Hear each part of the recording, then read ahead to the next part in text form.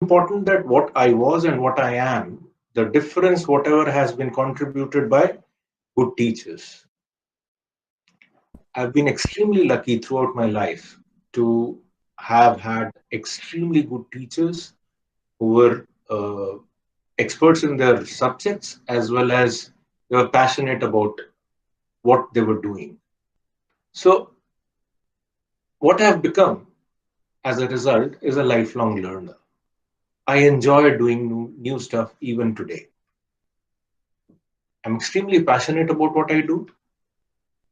I love taking risks, of course, calculated risks. Uh, Another thing which I developed over the last 30 odd years or 40 odd years of my students' life is the ability to solve problems and think critically, to look at things differently, to always have more than one angles of any situation and any problem, to have integrity and self-respect. And the basis of all, to speak well, to write well, to read well, and to work well with numbers. That's the basis.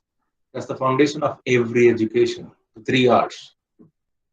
And finally, to enjoy my life and my work. Now, this reminds me of a saying by W.B. Yeats. He was an English writer. And his belief was education is not filling of a pail, but lighting of a fire. Because once you fill a pail, there's nothing else you can add to it. But once you light a fire, it stays forever. It can stay forever. It's an individual's choice whether they want to keep it forever or not. Now, where it took me, I've been to various cities in India.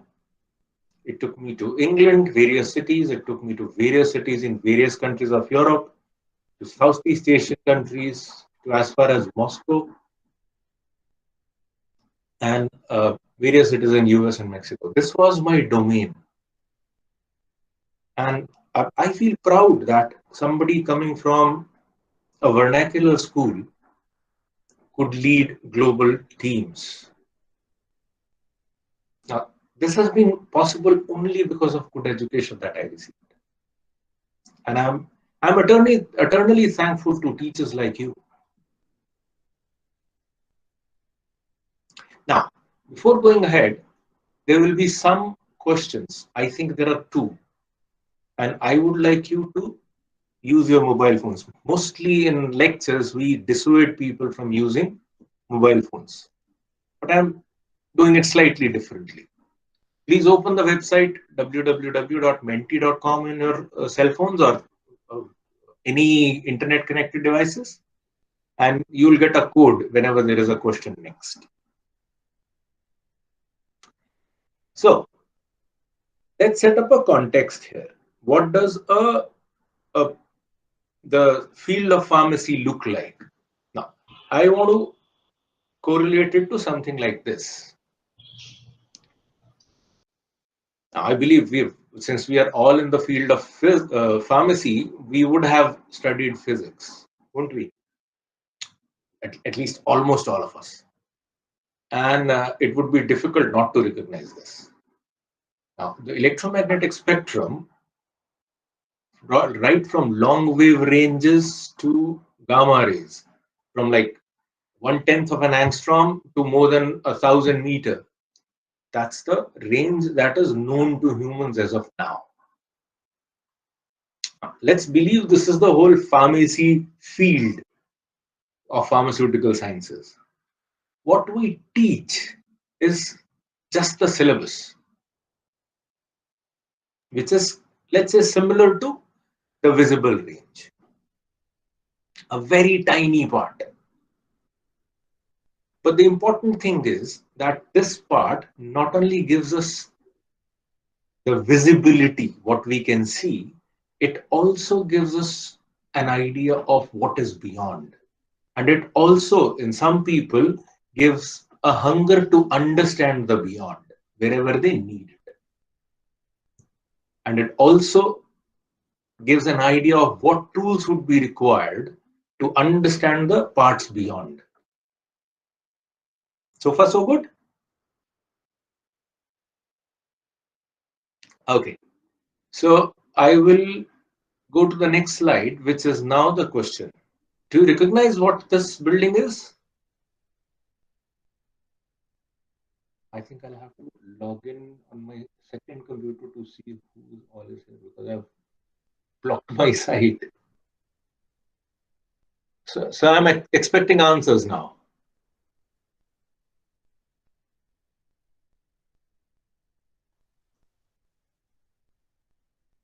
There are no answers.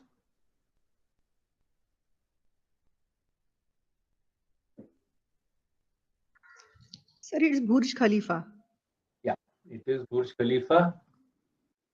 So what is it that comes to your mind about the qualities of Burj Khalifa?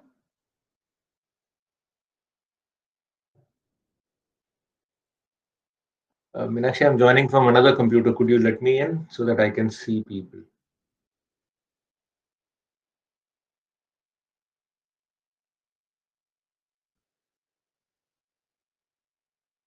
Yeah, thank you.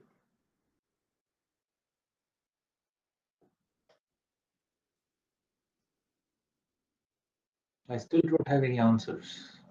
Anybody trying? So unique structure.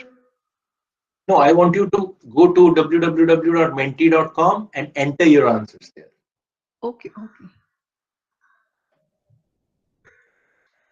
So I will get a notification of how many people have answered, which in a way tells me how many are actually attending it and not just logged in and doing their own stuff. That's my way of understanding how many people are engaged.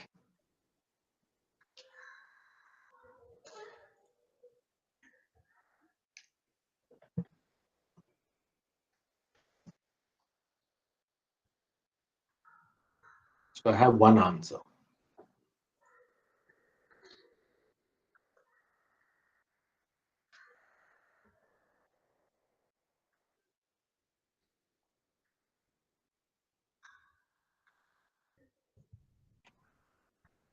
You don't have to list three, even if you want one, and you can submit your answer.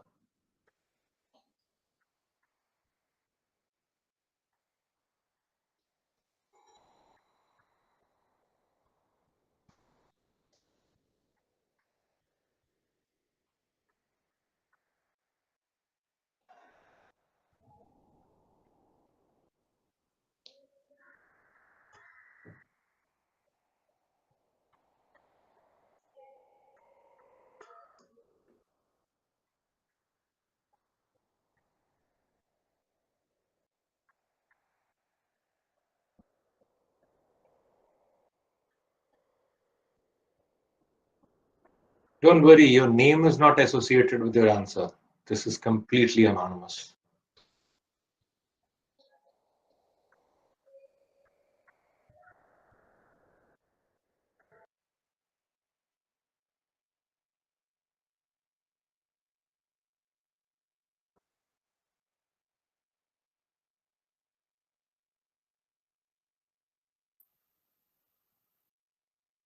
So I'll wait for about 10 answers.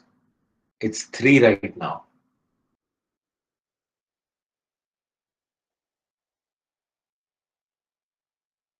There are 31 people logged in. At least one third of that is what I expect people to answer. Preeti, not here. Please answer it in the website www.menti.com. Use the code 41760039. 5 answers.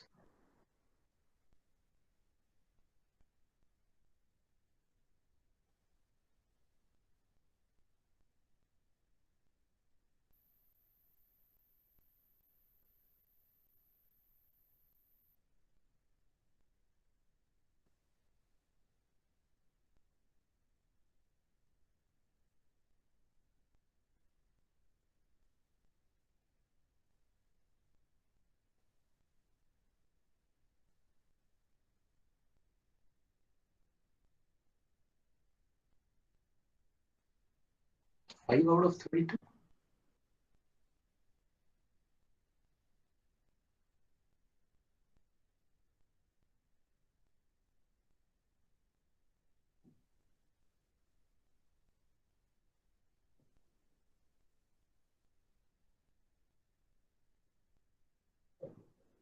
That makes it 6.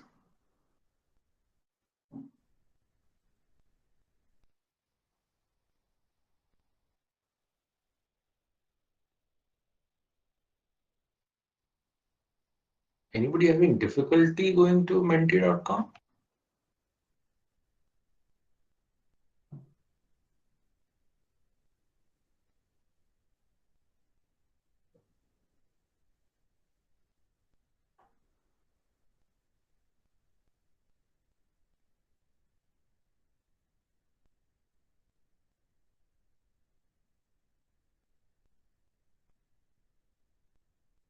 Yep, Mahesh, you wanted to say something?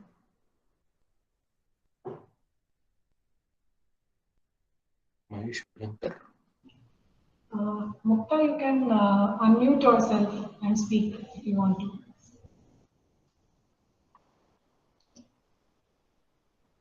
So I have 9 answers.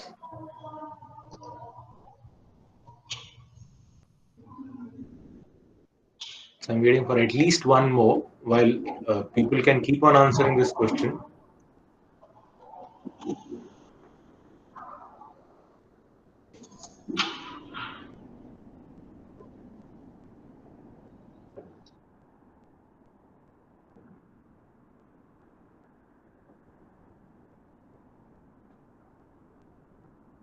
I'm still waiting for one more. We'd kept a limit of 10. Yes, 34. Yeah, participant can put their answers in chat section. Not in chat section. It has to be here. There Because only. otherwise, I will not be able to present what you have all have written. Yeah. Okay. Some people enter in chat section. Yeah. Yeah. PPG is answering that it's related to height and tallness. So most of you will see the answer in a minute. What you guys have written. Just give me one moment while I plot this answer on the slide. Kamla Chandak madam is her answer is it is the tallest building, tallest free structure, highest story. That's perfectly fine.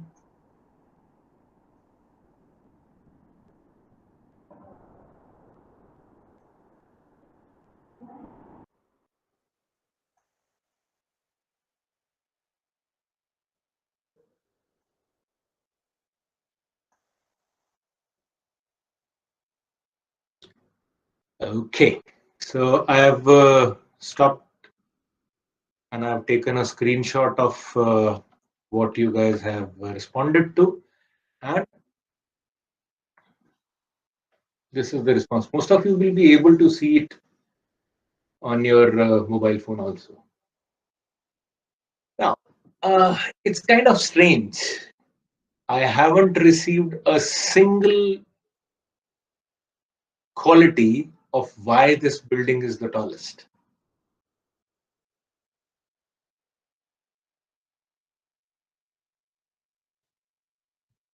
What is unique about this building that makes it the tallest?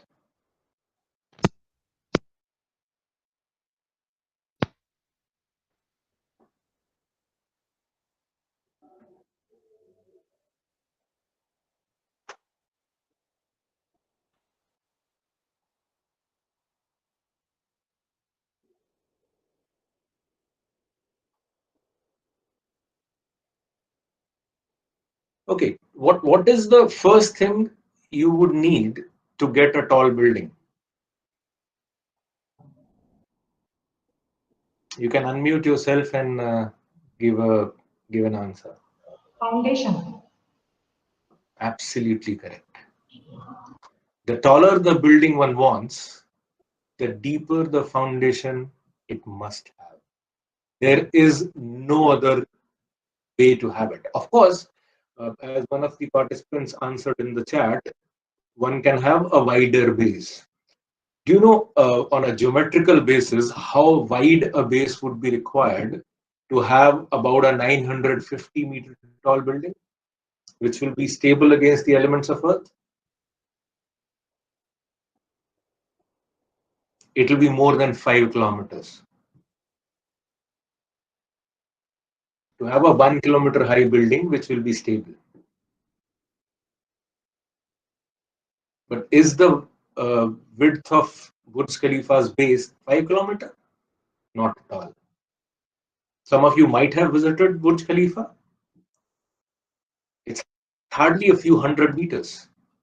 Not even few hundred, probably 200 meters at the base. So what is unique about this building is the foundation. Of course, what you've written is all what you see from the outside.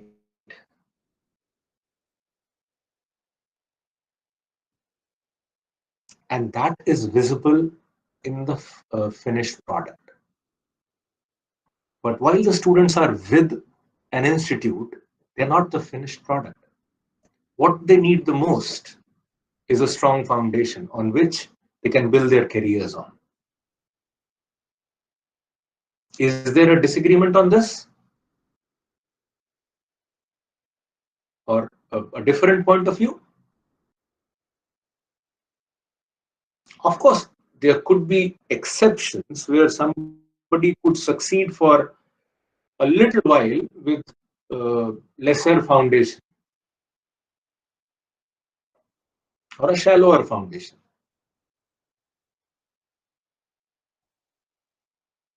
I don't know how many of you remember the 2001 earthquake.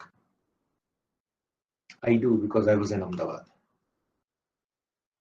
Buildings which didn't have the right foundation, the right structure, they all collapsed. Extremely beautiful buildings, highly priced houses, everything brought to dust. But buildings which were not really beautiful from the outside, but with strong foundation and strong structure, withstood such a strong earthquake. It lasted for almost 3.5 minutes. And those 3.5 minutes were the longest minutes for some of us. Okay. So I hope we all agree that apart from all which is visible, it is the foundation which creates a tall structure.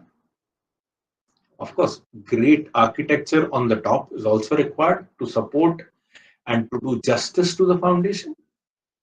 But without a strong foundation, no height is possible. Now, after a student leaves, what is the natural next step for him or her?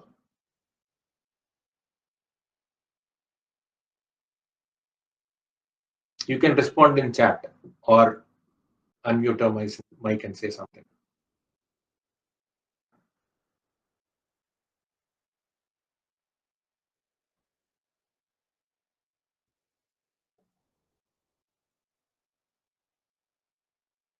So more often than not, a student would seek a job eventually, whether they do it after undergrad, postgrad, PhD, postdoc.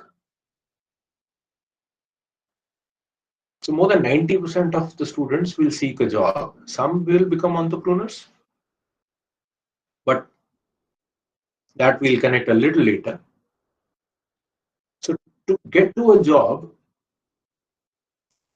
a candidate would need to face at least one interview.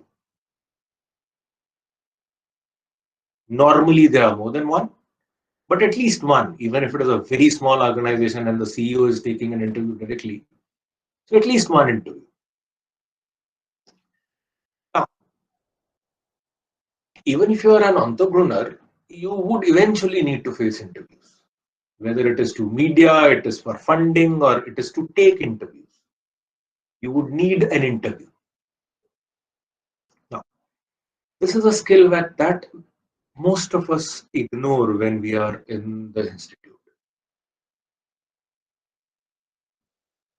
Now, in my experience, whatever questions I have asked, which I realized much later that my questions were always in this structure, uh, I had a structure, and that structure is called CAR. I later realized that in HR terms, it has an acronym called CAR. Now, CAR consists of a context of the question or the situation we are in, the actions that one needs to take or one had taken for that situation, and the results that one gets or one expects to get. Now, I zoomed out a little when I was thinking about today's talk, and I realized that CAR is valid even today when we set up an institute or when we teach. Why do we want to teach? What's the context? Is it just to earn our daily living, or are we passionate about it? Do we want to do a good job, or do we want to cover the syllabus? That context creates the next action and hence creates the results. Now,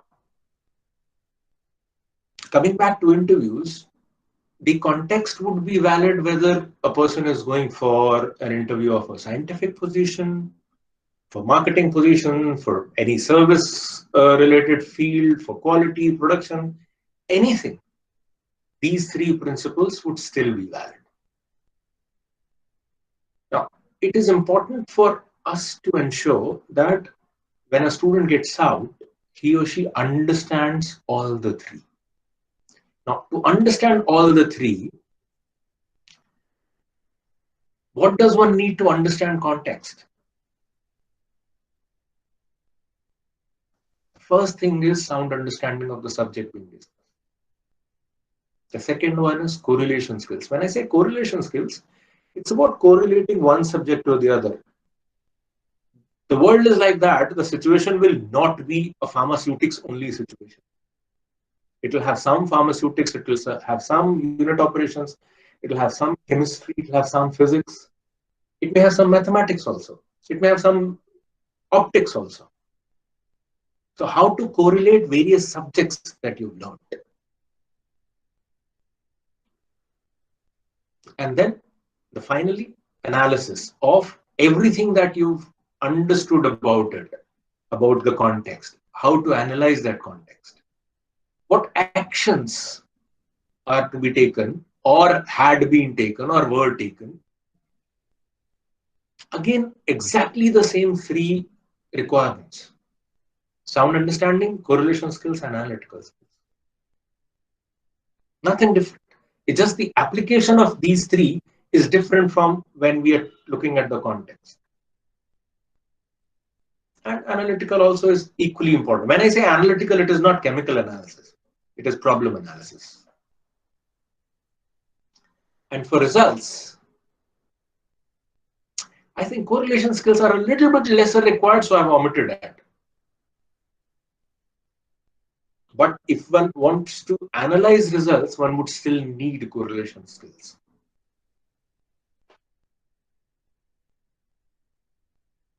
So when I would summarize it, that what the world seeks from a candidate, the very first is extremely strong foundation. If the basics are not strong, everything else will come down like a house of cards. When I say basics, I actually mean basics right from school time actually.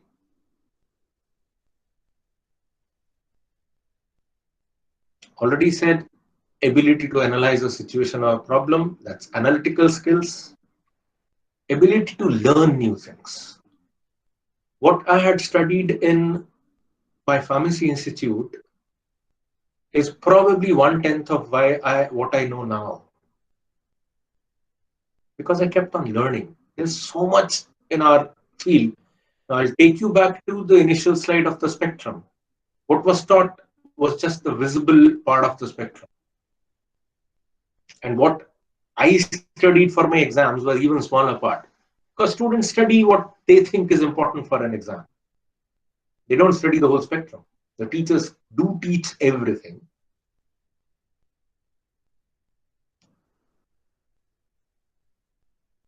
The fourth important skill is communication skills. Now, there have been so many instances when academically brilliant candidates or students, my ex-team members, they come to me to seek help in communication skills. They know the subject quite well, but they are unable to put it across to the audience or to their manager or to their team if they are a manager.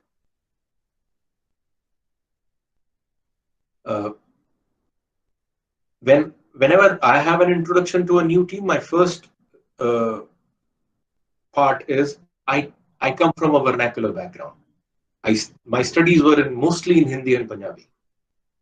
In school, other than the English my communication with students, my fellow students as well as teacher, was either in English or in Punjabi. English was looked down upon in my school. You have to learn your native language first. When I came to college, the world was very different.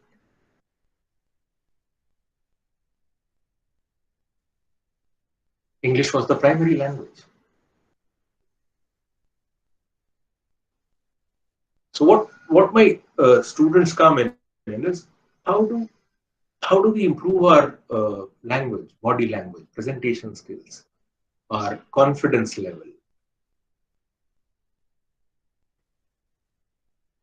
Extremely important. How fast one can think.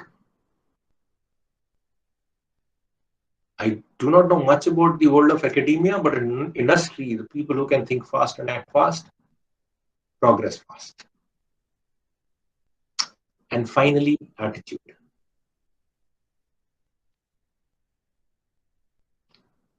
Does anyone have another build on this? Any quality that I would have missed?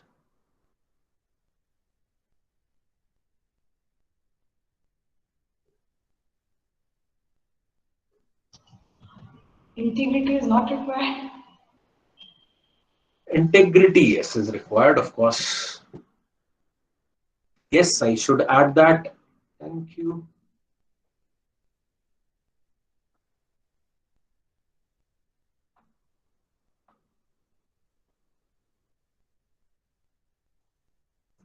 But integrity is something which is difficult to teach.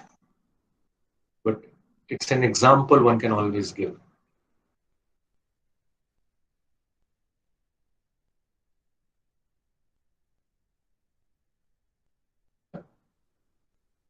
Strange. Why is everything missing?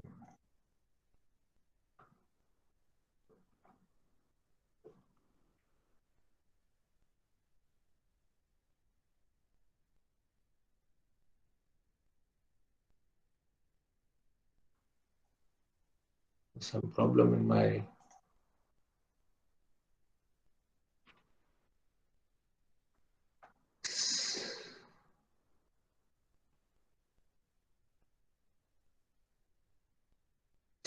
my PowerPoint. I wanted to add something, and all of a sudden everything is gone.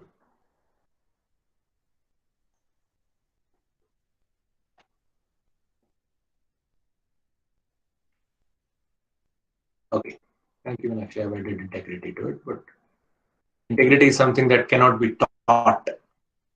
It can only be portrayed and shown. I'll come to that.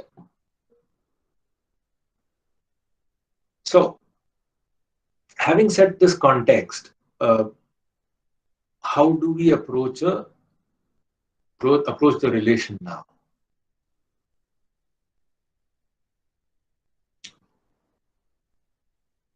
This is something I learned very early in my life. probably in early school days, in my middle school, I think, that this is one of the ways of looking at student-teacher relationship.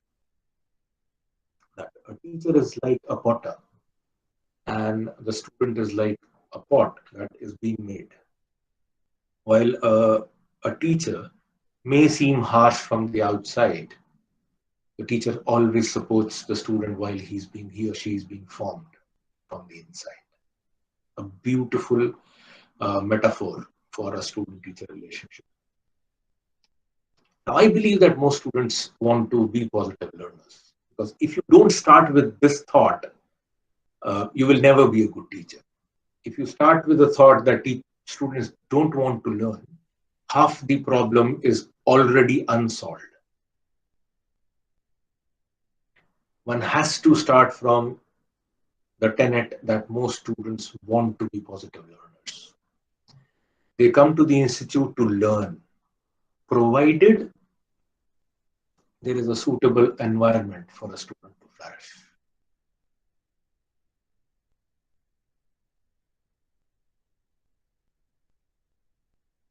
It's all about energies. If the energy of the institute is about learning, a student will be pushed towards learning. If the energy is for the institute is about movies, about having fun, about playing games, they'll play games. Now this is where the student's perspective comes in. Whenever they look at a teacher, what are they looking at? For a good teacher, the first one is intelligence. And intelligence can have various sub-qualities. I've listed only 4. There can be quite a few others.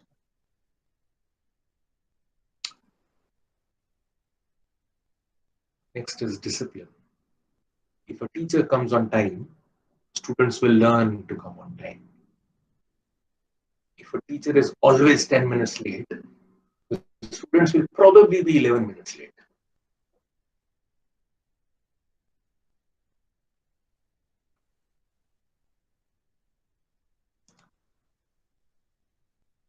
Expression, which is all about communication. A teacher must learn communication before they can teach communication. Empathy.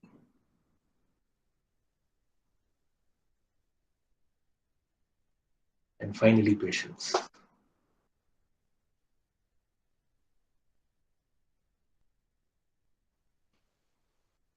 Now, I'll give you a couple of quotes from various authors.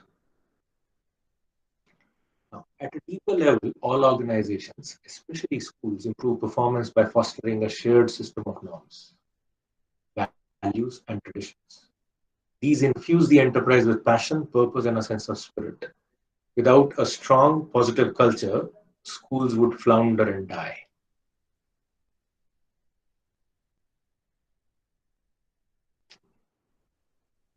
Extremely important to create a learning culture. And this is for the higher management of a school. Now, please allow every teacher to realize that awesome power they hold in their hands. And they are the doors through which whole new world of possibility can open for the students. Because it is ultimately the teachers who make all the difference.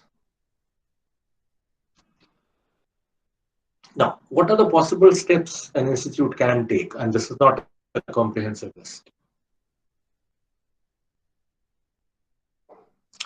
One is create exposure.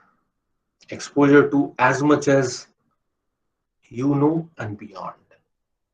Create experiments which are relevant, extremely relevant to what the world needs. Now, what I have encountered in most of the freshers is lack of good lab practices. And when I say good lab practices, that includes cleaning your equipment yourself, That includes documenting everything you do. In industry,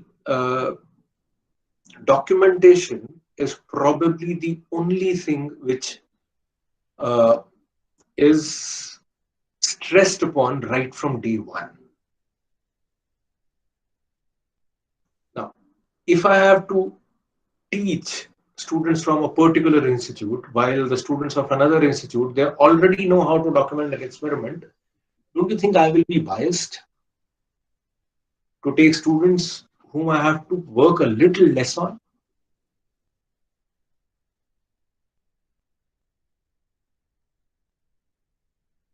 When I come back to good lab practices, it is, what does calibration of an equipment mean? Do I need to calibrate a balance, or do I need to verify a balance? If I have to calibrate a pH meter, what's the importance of calibration of pH meter? What is isoelectric point of a pH meter? Why do I need an isoelectric point of a pH meter? These small details go a very, very long way. And these are actually the foundations of the science that the science field that we are in. Now, if I have to teach every newcomer what an isoelectric point is before they touch a pH meter, I would be wasting so much of my time. Whereas if I will be pleasantly surprised the moment I ask a candidate, do you know what an isoelectric point is? Do you know how to set it? The moment they say, yes, Manish, or yes, Dr. Grover, or yes, sir, I would be so delighted. I'm seeking that delight from the institutes. Simply because I was taught in my institute what is an isoelectric point and what is the importance of an isoelectric point. Similarly, there would be many other equipment. Like the first time a compression machine came to our college during my undergrad year, my lab attendant, Mansoor, and I stayed overnight, opened the equipment, completely dismantled it, reassembled it. I knew everything about the machine that was needed to know.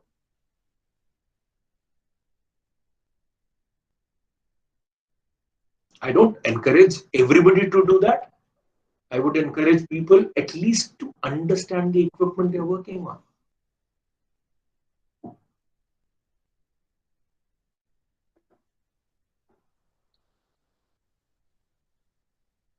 Now, when we were students, we didn't have this much of technology. But today, students have technology at their beck and call. We had to go through chemical abstracts. The National Medical Library was my second home during my postgrad and my PhD days. But today, literature search is so much easier. But when I look at it, it is so much more difficult also. Because when I read chemical abstract, I read 20 other things that were not required before I zoomed in on one reference which I needed. Because I had to go through every reference which may be correlated to the work I needed to figure out whether I will need it or not. With keywords and focus search, everything is available. Now, how do we ensure that students still read a lot? Is a big challenge, and that is what the institutes must do, and channelize the use of technology. Even like 3 years ago, I used to waste so much time on Facebook and WhatsApp. I had to deactivate my account. I deactivated it for 3 years before today. Now, when I entered it again during lockdown, nothing else. I use it not more than 10 minutes a week. Extremely important to channelize the usage. Encourage to learn rather than to teach.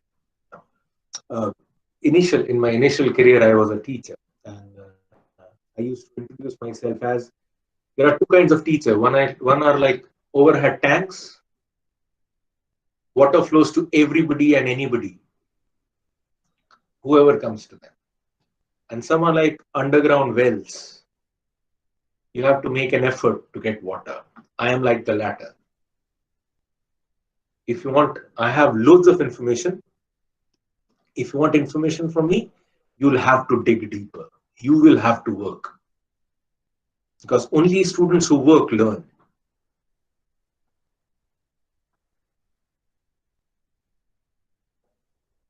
One more is integrated teaching. Now, if we teach anatomy and physiology along with pharmacology, and both, if somebody is teaching GI and anatomy and physiology, and pharmacologist also teaches the effect of various GI drugs, it becomes a lot easier for the students to learn. Because they can relate the two and they can ask cross questions. And finally, ethics, doing the right thing. At least give them a glimpse of what is doing the right thing.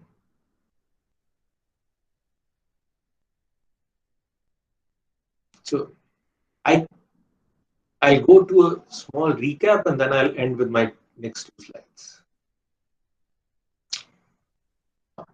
This is once again the same thing. I haven't added integrity into it, but consider it added. Of course, that is required.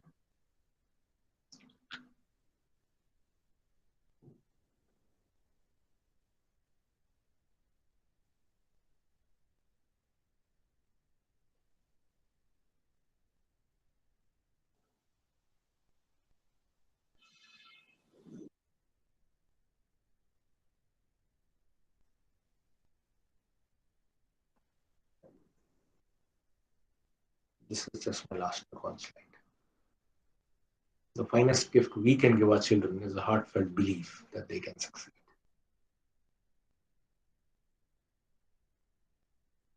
Please go back to your Mentimeter. I would appreciate feedback from you.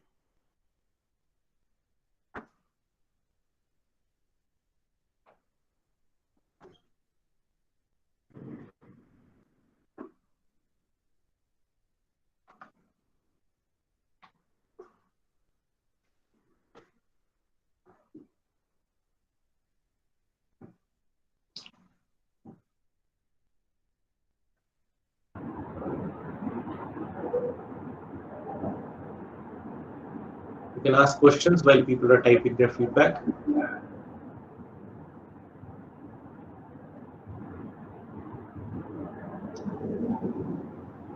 Dr. Manish, Anji.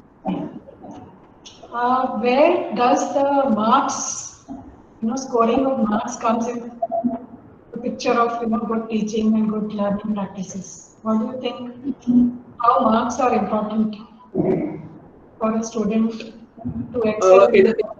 Yeah, understood. In the scheme of things, I believe success and marks are not really related.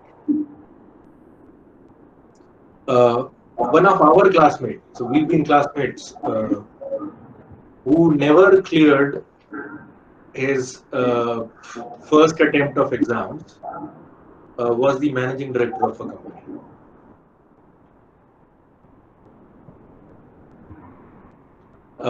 I remember from Punjab University, there was one student who did his undergrad in about 7 years. He shifted to Canada a little later, and about 5 or 6 years ago, he was conferred an honorary PhD degree by a Canadian university there for doing exemplary service to the profession of pharmacy. He came back. I was sitting with Dr. Bhupinder Singh there, and he said, "जी, आपने तो कभी मुझे लायक समझा नहीं, बाहर जाके मुझे पता लगा मैं भी बहुत लायक हूँ." So I think I have a slide somewhere which I had hidden. Let me see whether I can put it up.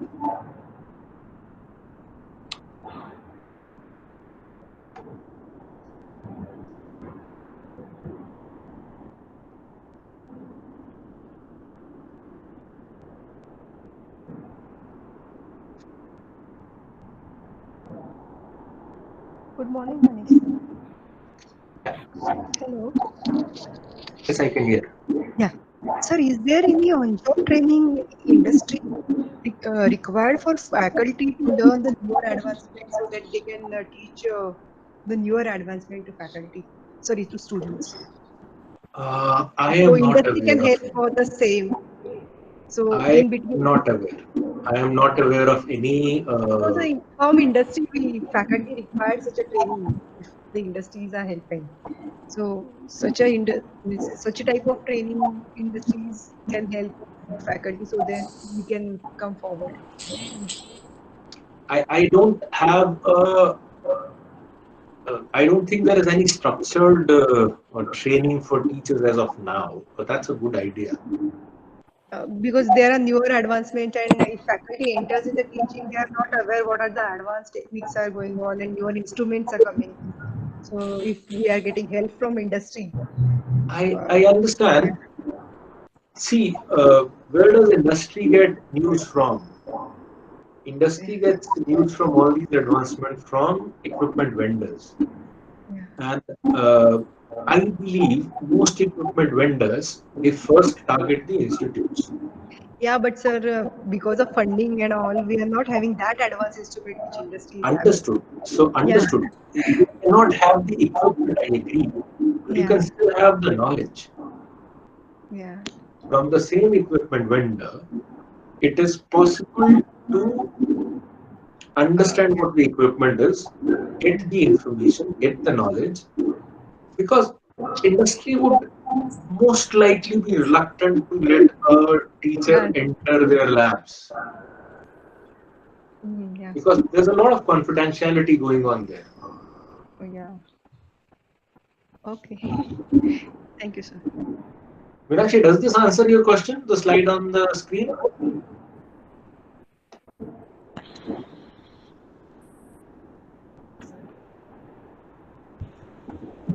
Any more questions from participants? This session is open for question and answers. Any questions from participants?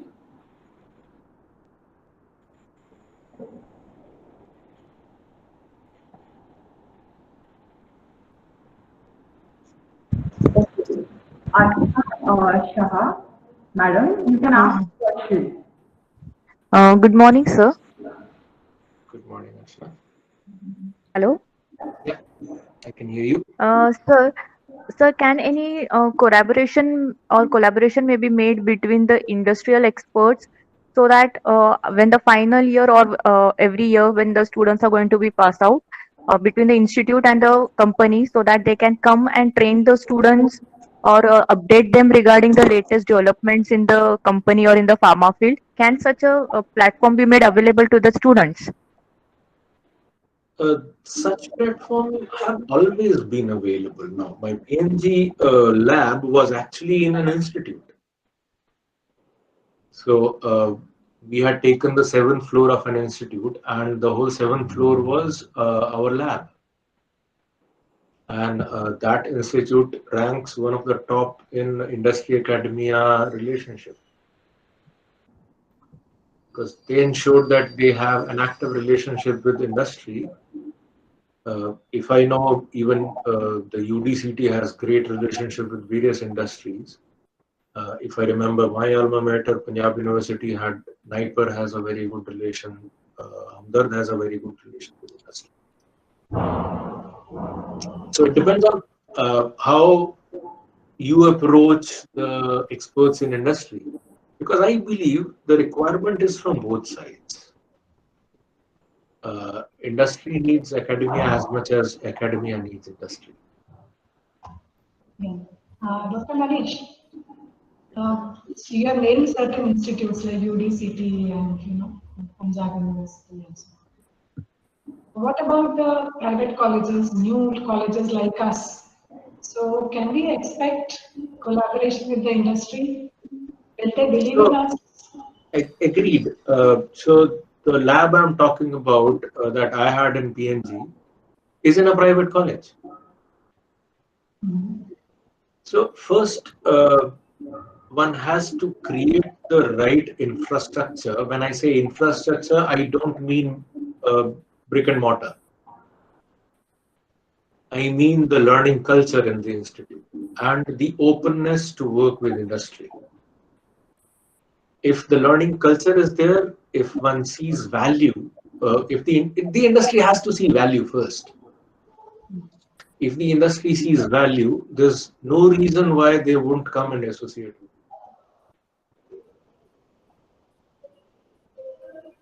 But for that, the first few years would go in hard work. It will not be from day one. You need a strong foundation here as well before you can make a tall building. Yes, Dr. Shrutika, you have your hand raised.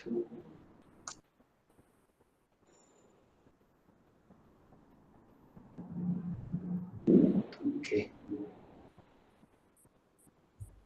Any questions from participants, please?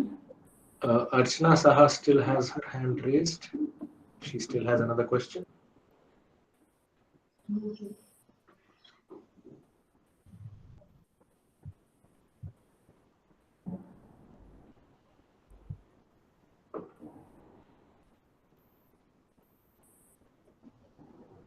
Let me see if people have answered. Okay. Thank you, sir, for giving your valuable practical insights for the application in students' life with strongest foundation. I'm sure that it will go a long way in understanding the learning skills in teaching more deeply. Thank you so much for interactive session and your valuable guidance. Thank you, Dr. Manish Grover, sir, for joining us today. Thank you so much. Thank you. Okay. There is one announcement for all the participants joining us today. It's a gentle request to all the participants to please fill the feedback forms that will be sent to your individual email ID, and we would love to hear your suggestions. After submitting the feedback forms, we will provide auto-generated certificates within 10 days. And the recorded version of today's webinar will be available on YouTube. It's my, now the next session will begin. It's my privilege to introduce our next speaker, whom I know personally as the most enthusiastic professor, multi-talented personality, melodious singer, and a very charming lady, Dr. Sunila Dhaneshwar Madam. Dr. Sunila Dhaneshwar Madam does everything at its best. Let us know some more about her. Dr. Sunila Dhaneshwar Madam is the director of Amity Institute of Pharmacy, Lucknow, Uttar Pradesh, Deputy Dean of Research, Science and Technology, Head, Directorate of Research and Publications at Amit Institute of Pharmacy, Lucknow, Uttar Pradesh. She is a professor of pharmaceutical chemistry with 26 years of teaching, 31 years of research, and 4 years of international consultancy experience. Before joining Amity University, she was serving as a professor of pharmaceutical chemistry at Bharati Vidyapith University, Pune College of Pharmacy for 23 years. She has worked as a consultant for pro-drug design for LG Life Sciences, South Korea for 4 years. Over the last 31 years, she has pursued research that primarily focuses on designing of novel prodrugs for various inflammatory diseases. In recognition of her contribution to the field of inflammatory diseases, she recently got featured on the cover page of World Journal of Gastroenterology USA, which is a very rare honor for an Indian woman scientist.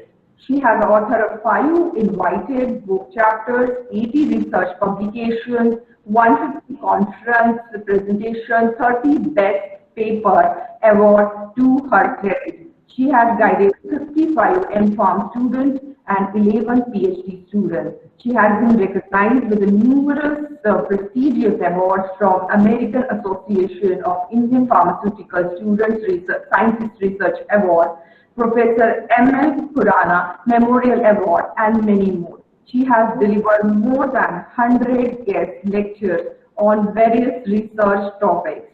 Now, with very much honor, I would like to call upon Dr. Sunila Dhaneshwar Madam to proceed with her speech. Dr. Sunila Dhaneshwar Ma'am. Thank you very much, Dr. Megha, for that kind introduction. I thought that you should have slightly curtailed the introduction. It is very embarrassing to listen to all that we share with you as our brief resume. It's indeed a very great morning, I would say. At the outset, I would like to appreciate the efforts of Tilak Maharashtra Vidyapeeth and Dr. Meenakshi Devdar and her team for this initiative for conducting induction program for the young pharmacy teachers. This thought in itself highlights the passion that Dr. Meenakshi has for the profession, and it's a very welcome thought. Why? Because if you consider the education sector and this field, we find that there is a B.Ed program, M.Ed program for the school teachers where they get trained before they are even allowed to think about entering into teaching. But consider our professional courses where there is no such avenue available, there is no guideline, there is no mandate which even talks about the need that the teachers who are going to be entering into higher education, professional courses, they need to be trained first. Because what we find, even the same happened with all of us. Because we did our B.Pharm, then M.Pharm, then PhD, probably some of us joined directly after doing M.Pharm into teaching profession. Some of us did PhD and then joined. But where is this training?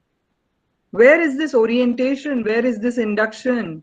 Knowledge of a student and knowledge of a teacher. There is a vast difference. And I strongly believe that when one person becomes a teacher, that is the actual time he becomes a real student. Because when we are students, we are studying for marks. Let's accept that. Let's accept that. Nothing wrong in it.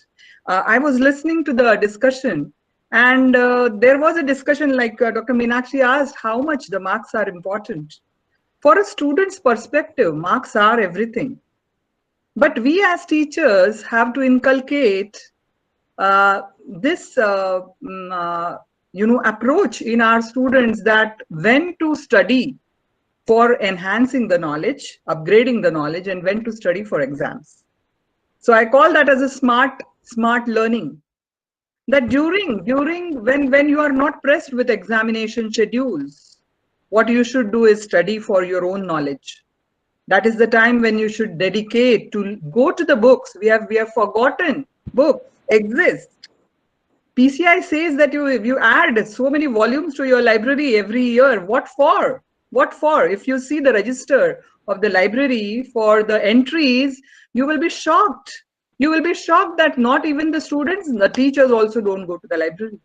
The reason for that might be that everything is available on the internet, but are we referring to the genuine sources on the internet, or we are all Wikipedians, is the question. So I really congratulate the organizers for this session, a brainstorming session, I would call it, because at the end of it, the kind of questions that were coming, that indicated that what kind of interest was generated by Dr. Manish's talk, which I also thoroughly enjoyed and gained many interesting inputs. And I also realized that there are many slides which are matching. So the like-minded people think likewise. That's what was highlighted from your presentation, Dr. Manish. So I will start sharing my presentation, and before that, a formal thanks for the organizers for giving me this opportunity to share my experience. Basically, what I'm going to share is my experience. I'm not here to teach anyone, to train anyone. We are all colleagues. We are all from the same fraternity. And what I'm going to do is just share my experiences with you.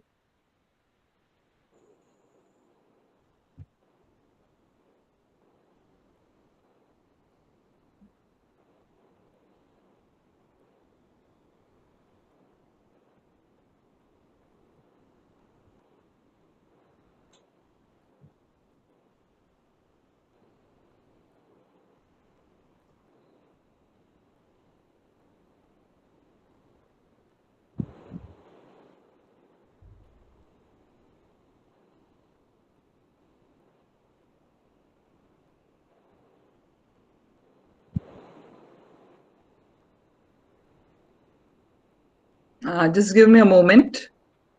I'm not very well versed with Google as the platform. Just give me a second.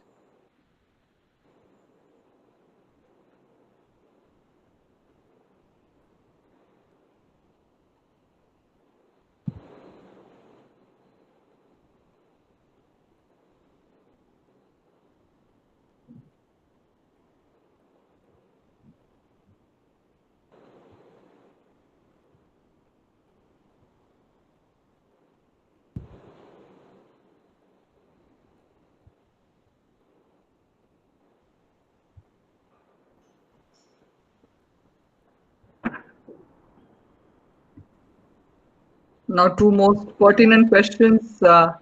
My slide is visible to you? Yes, ma'am, it's visible. And am I audible to you? Yes. Yeah. Yeah. So once again, very good morning to all present here, Dr. Pranati Tirag, Dr. Meenakshi Devdar, Dr. Manish Grover, and all the faculties who are attending this e-induction on a very relevant topic of teaching a wider perspective. So if one asks, what are the highlights of being a teacher? What are the adjectives, most apt adjectives for a teacher? These two come to my mind. One is that the teacher is a greatest innovator. Why a teacher is a greatest innovator? Because the teacher is enabling, innovating environment for the students. A teacher is expected to fulfill so many responsibilities. And in order to do that, in order to fulfill the never ending demands from a teacher, he has to create that enabling environment. And that's why he can be considered, or she can be considered, as a greatest innovator. Multitasker. Everyone can vouch about the multitasking ability of a teacher. So I always start my talk on this topic with one joke, you might say, or a snippet, that at the door of the heaven, there was a competition between a doctor and a nurse and an engineer and a teacher, all of them trying to get entry into heaven. And the doorman was asking them, please explain what you have done, what great things you have done, that entitle you to enter the heaven. And the doctor said, I save the lives. The nurse said, I dedicate my whole life to serve the patients. The engineer said, I build the bridges and the roads and the buildings and everything. And when it came to the teacher, the list of things that a teacher is supposed to do, or rather is doing, apart from teaching, and he started enlisting, I do this, I have to do that, I have to do that. And the doorman finally said, now I'm quoting this in Hindi because it has got a punch. Bas ab kya rulayega? Please enter the heaven. That means a teacher, apart from teaching, is expected to do so much. And we are going to see what all tasks a teacher is expected to do, and it's a balancing act that a teacher has to do. And balancing act means you have to balance all the given responsibilities in your best capacity.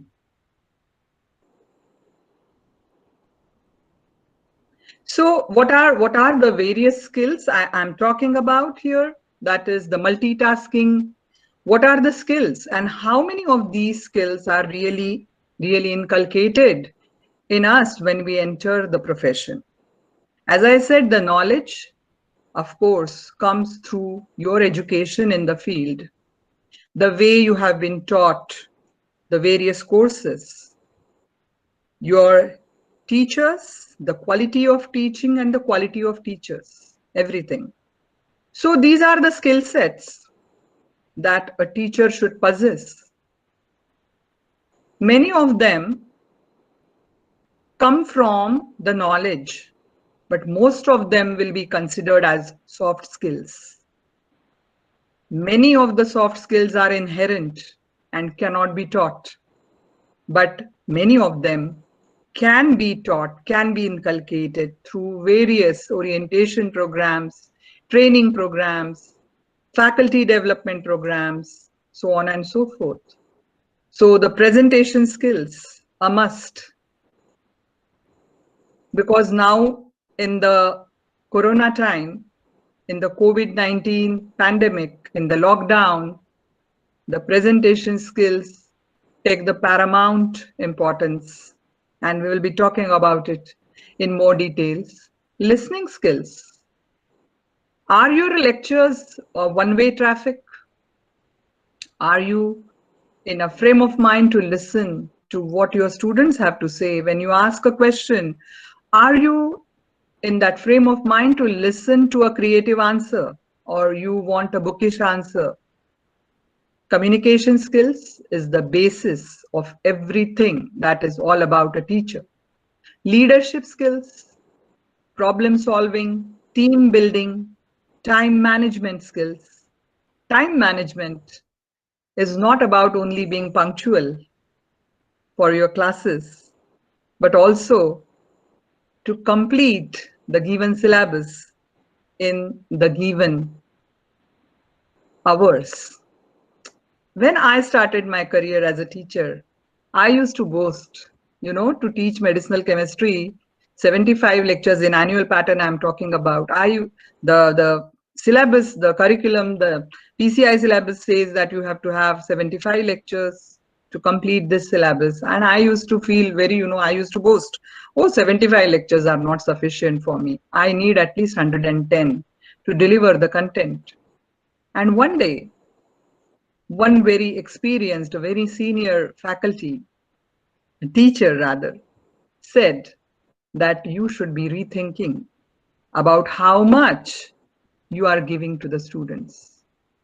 Whether whatever in-depth, in details about everything you are teaching in the class, are the students in a position at that level to assimilate everything that you are teaching them? Go by the syllabus. Keep your content easy to understand and to the point. But then again, till date, I am unable to do that, because going by the syllabus and not giving the students anything extra is something that is against being an inspiring teacher. So negotiation skills, counseling skills, you need to counsel at so many levels to the students. So you are not just a teacher teaching your content, delivering your content, but there are many, many problems that the students face, which can be of academic nature, which can be of personal nature. And therefore the mentor-mentee systems are there, which work wonderfully, where you tackle the problems of the students at different levels. Assertiveness, conflict management skills. Hello? Yeah, just a minute. I think Dr. Manish wants to say something. He has raised his hand. Yes? No, please continue. Yeah, thank you. So I would start with this quote. What is a good teacher? A good teacher can inspire hope, ignite the imagination, and instill a love of learning. And I personally believe that it is the teacher that makes the difference, not the classroom. So what is the teacher's approach? How much he cares about the subject, about his students, how much connect a teacher has with the students. I'm not saying that you go in the personals of each and every student, but it pays dividends if you know your students by name. They are not roll numbers. And till date, I can vouch over my 26, 27 years of career, even if my first batch student comes in front of me, I remember the name and the surname, because never ever I took attendance by roll number. I used to spend at least 5 minutes calling their names. That gives a personal touch. And the favoritism, the biased approach has to be kept at bay. And an ideal teacher should be focusing more on the slow learners. Now, this term actually should not be used, but I would say differently abled students of your class, the average students of your class. Because a teacher always covets for the best student in the class. You put a question and you get an answer. Generally, those who are brilliant, who are intelligent, who are knowledgeable, they generally answer your questions very fast. But that is just a small cross section of your class. What about those who are struggling with all their might to understand what is going on in the class? And because the few brilliant ones are answering the questions, he is feeling inferior. He is feeling frustrated. He is feeling not worthy in the class. So I always say that I wish that my class was a circle in which all the students sit in the first row. That there are no backbenchers and there are no backbenches. So what I want to say is that we have to pay more attention to the average students, the differently abled students in your class, the slow learners. Because the brilliant ones, even if you tell them not to study, they are going to study. But if you are able to bring the below average students even to the average level, I think that is the ultimate goal of a teacher should be. And the byline is that you should treat all your students equally, rather pay attention to each one of them. But of course, during the tutorials, you can challenge the brilliant ones in a different manner, and help, hand holding, as we say, is required for the average students. And there in the tutorials, because PCI syllabus has one tutorial and 3 theory lectures. So in that we dedicate for problem solving, and here is the time when you can pay more attention to those who need a lot of hand holding. So no doubt about it that teaching is a noble profession, and that is responsible for shaping the character, caliber, and future of an individual. And the ultimate honor for a teacher is that if you are remembered by your students as a good teacher.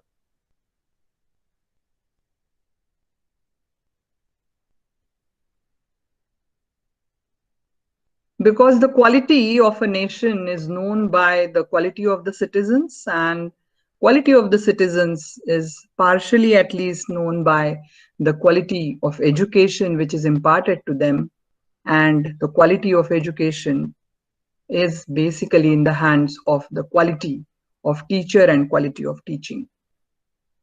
So what kind of teacher you would like to be? A mediocre teacher? At the start of our career, let me tell you that all of us start as a mediocre teacher. It is not overnight that you hone all the skills which are required, which we are going to discuss. It is not an overnight phenomenon.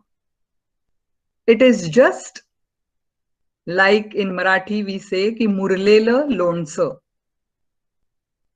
लोणच्याला मुरायला जो वेळ लागतो आणि मुरल्यानंतर ते लोणच्याची जी test असते. So this profession is also similar. We will start as mediocre teachers.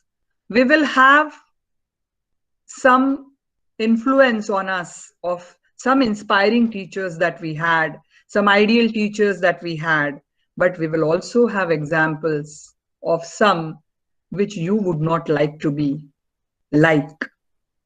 That means you have had very good teachers, but sometimes you are not so lucky, and you may not be so lucky to have good teachers also.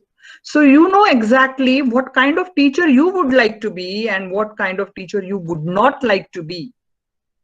And keep yourself in the shoes of the students and look at yourself. And that will exactly tell you the do's and the don'ts. Like I remember very, very distinctly in Nagpur department, we had fantastic teachers. All the big shots, they taught us. But their style of teaching was like they will barge in and they will start with any topic. They never referred to the syllabus. They never told us even that this topic is over and this topic has started, and we were struggling.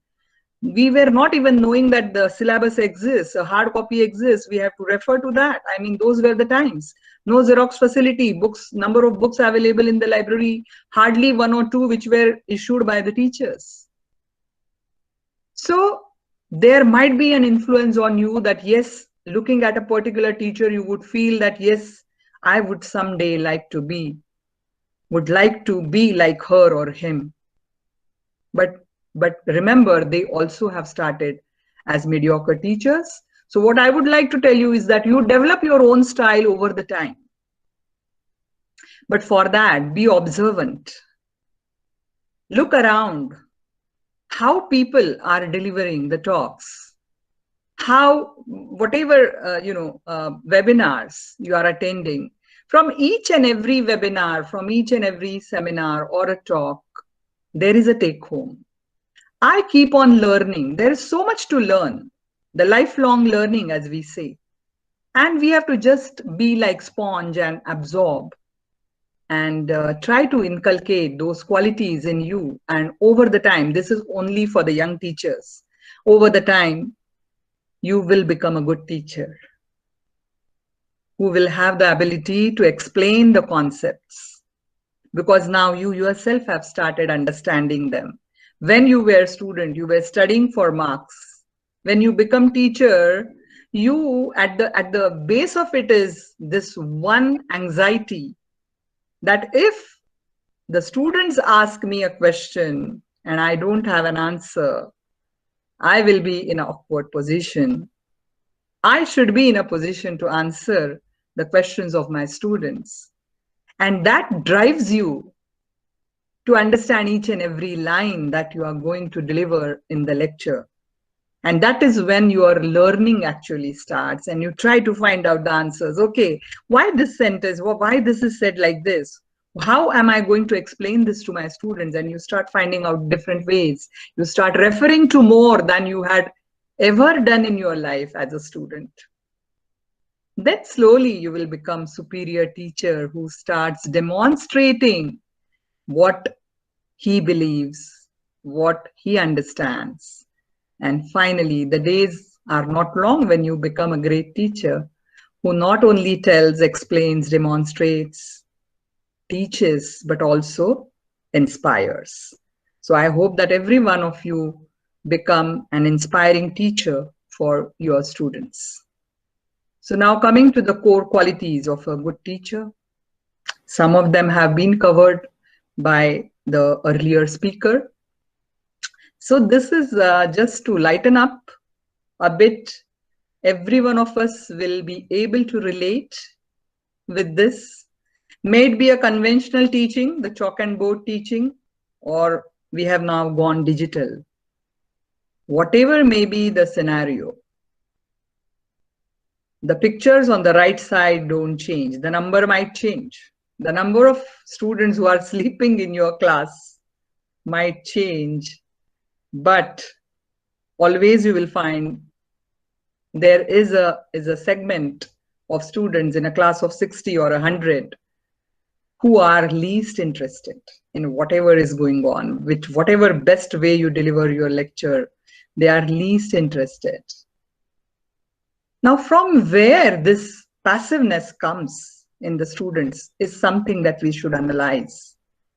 There is another scenario where the moment you enter the class, if there are 2 doors to the class, you will find many students going out of the class from the back door. Now, I always say that never in your life you should face such kind of embarrassment, where you can see that the students are not interested in your class. It's insulting. But then, if we come across such kind of scenario, we have to self-analyze. That means there is nothing wrong in the students, but something wrong in me.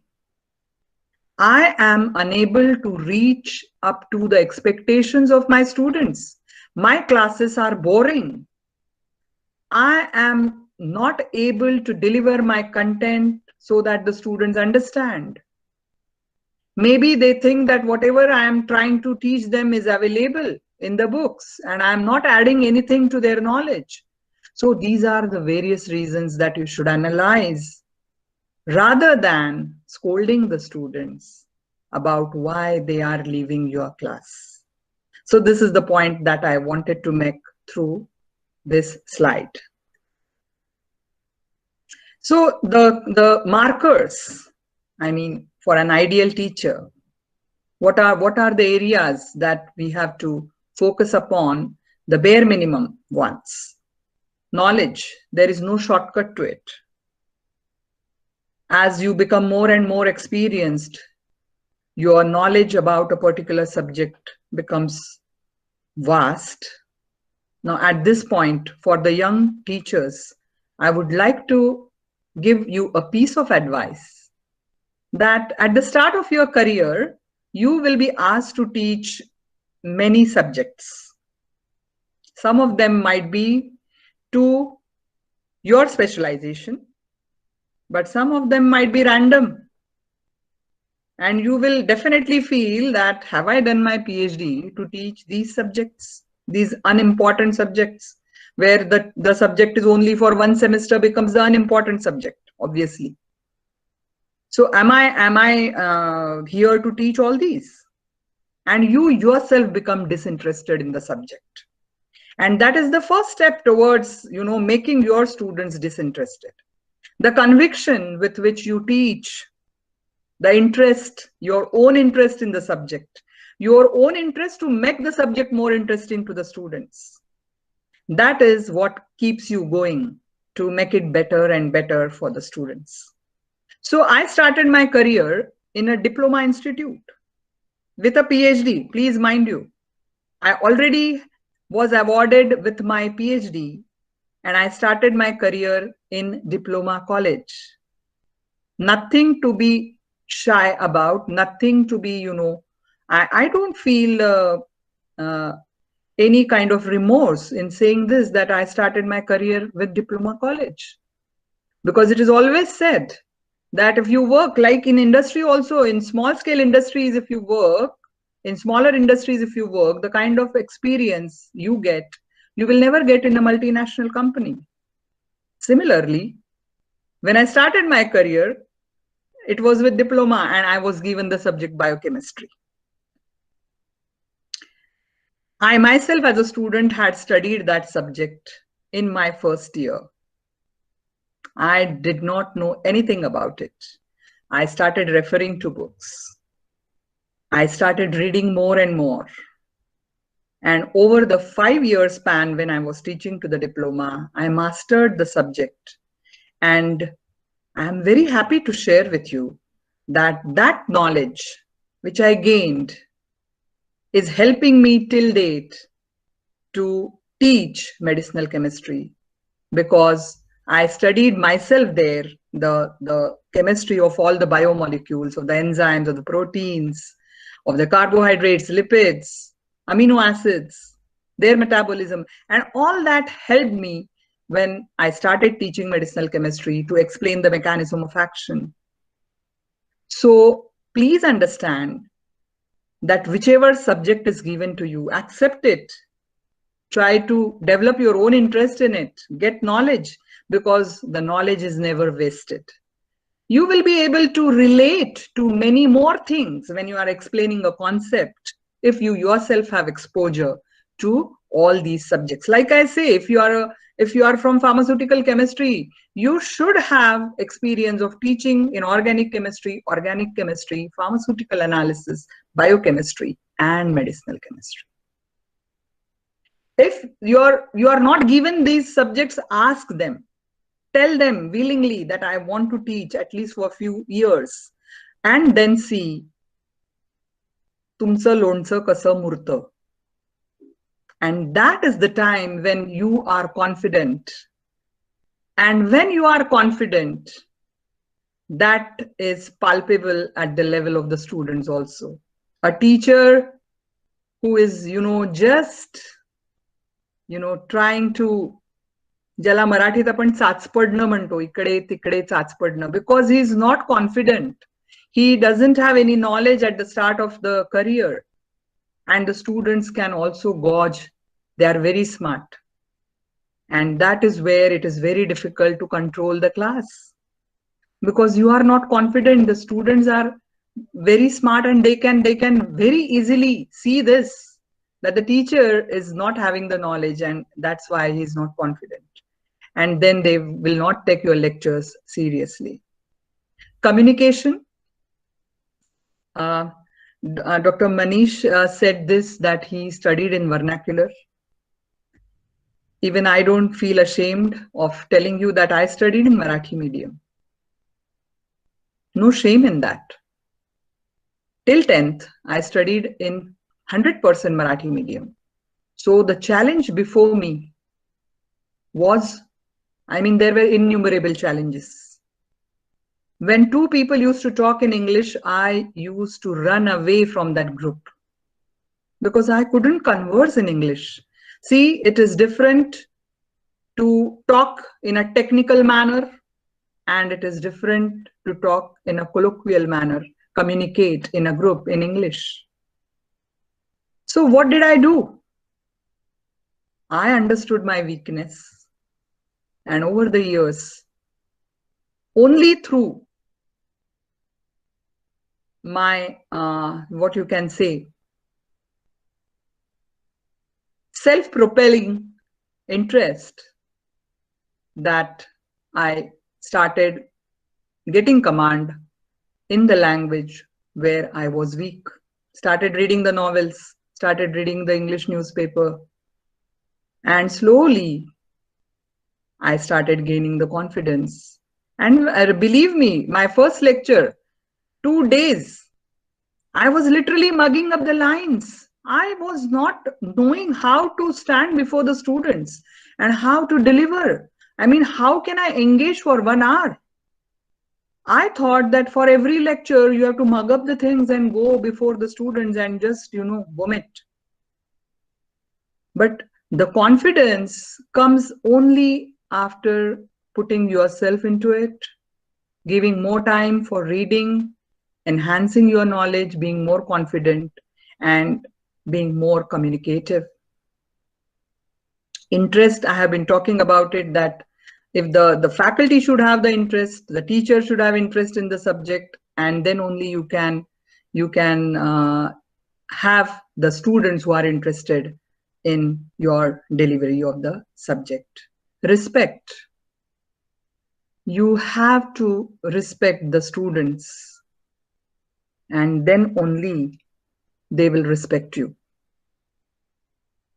Respecting the students means not using the derogatory language, derogatory remarks when you are interacting with the students. Believe me, the feedbacks during the counseling sessions that we get from the students, you never know a single very casual remark that you have made for a student in a class when all the classmates are laughing at you can have a demeaning, can have a very, very bad effect on the confidence of the students. Being teachers, we very, very commonly make comments. तुला शिकवलं नाही का? तुला हेच शिकवलं का? कशाला आले इथे? परत 12वीत जा. I mean, because you are frustrated, because you are not getting the expected answers from the students, but try to understand their plight also. I remember, I'm not going to take names, but we had a teacher, a great teacher, who used to come in the class and he used to ask us questions, and we at that level could not answer his questions. And then the kind of comments, where is the wall? I want to bang my head on the wall. You are useless students. You are good for nothing. All these things, when you hear from your teacher, it leaves a lasting impression on your mind that you are good for nothing. And we as teachers have to refrain from using these kind of comments and remarks on the students. We have to do it consciously. We have to make efforts not to lose our control in front of the students. We have to consider them equal, and we have to, at all points of time, we have to let them know that we care. We care for each and every one of you. We love all of you in spite of your bad performance in the examination. And you are very dear to us. Once you have that bond with your students, once you are approachable enough so that the students are not afraid of asking their difficulties to you, that is the time you start gaining the respect. You don't have to demand it. Automatically, the students will start respecting you. At this point of time, I would also like to highlight, many of us like to be popular amongst the students. The popularity, let it come out of respect. Let us not focus or aim at cheap popularity. The cheap popularity comes by what? Students are not attending the classes, you are giving them attendance. Students are not writing correctly in the examinations, you are very lenient and you are just You are just distributing the marks, even if they don't deserve. You are going too personal with the students. You have to maintain a particular distance with the students, but still be approachable. Still be friendly, but do not compromise on the discipline in your class. The student should know that this is the line and this I am not supposed to cross at any point of time. I will tell you that you might be known as a very strict, very tough teacher, very disciplined. वो madam तो बहुत strict है, उनके class में तो हम चू नहीं कर सकते हैं. We can't even, laugh in her class. I am known for that. Megha is here. But same are the students who after graduating keep in contact with you, share their, anxieties, share their wins, share their achievements, and keep in touch with you. So do not go for the cheap popularity. May I request the participants to please mute? There is a disturbance coming.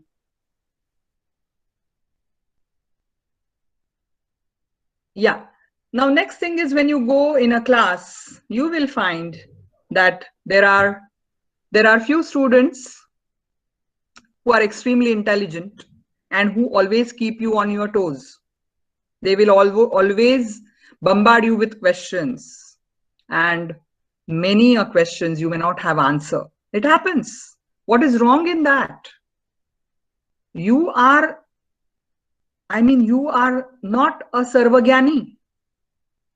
You might also not be knowing about many things that the students are asking you about, but be honest. Be honest. Tell the students, sorry, I don't know the answer right now, but I will get back to you tomorrow or in my next class with the answer. The students respect this kind of honesty instead of you scolding them and telling them in no uncertain terms that please sit down. You are always creating disturbance in the class, or making him feel like what a silly question you are asking and why you have not understood even the small things. So more the knowledge, lesser ego you should have. And it generally happens that if you have no knowledge, lack of knowledge, that is the time you are not very confident. And that's why your ego becomes larger and you are unable to face such type of questions from the students to which you don't have answers. And I will tell you that 1 or 2 such students in your class always keep you on your toes. And that is why you are made to go to the books, find out the answers. And that is why your knowledge also, understand this, your knowledge is also enhancing in that process. So never be,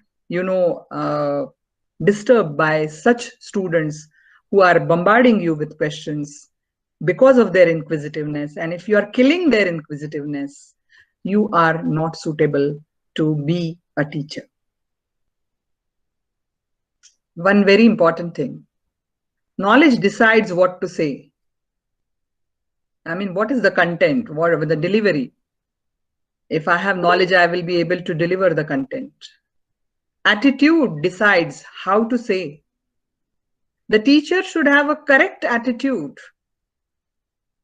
The correct attitude is showing that you care, showing that you want each and every student of your class to understand what you are teaching, and you are going one step ahead to know whether everyone is understanding.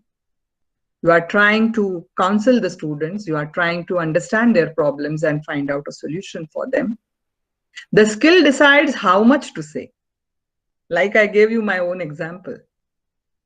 You might be having so much of knowledge, but how much of that you are going to share with your students, understand their level of understanding, and then you have to give them the content or teach, because you have to consider the whole class. Wisdom decides whether to say or not, and what to say and what not to say. And this wisdom comes with experience.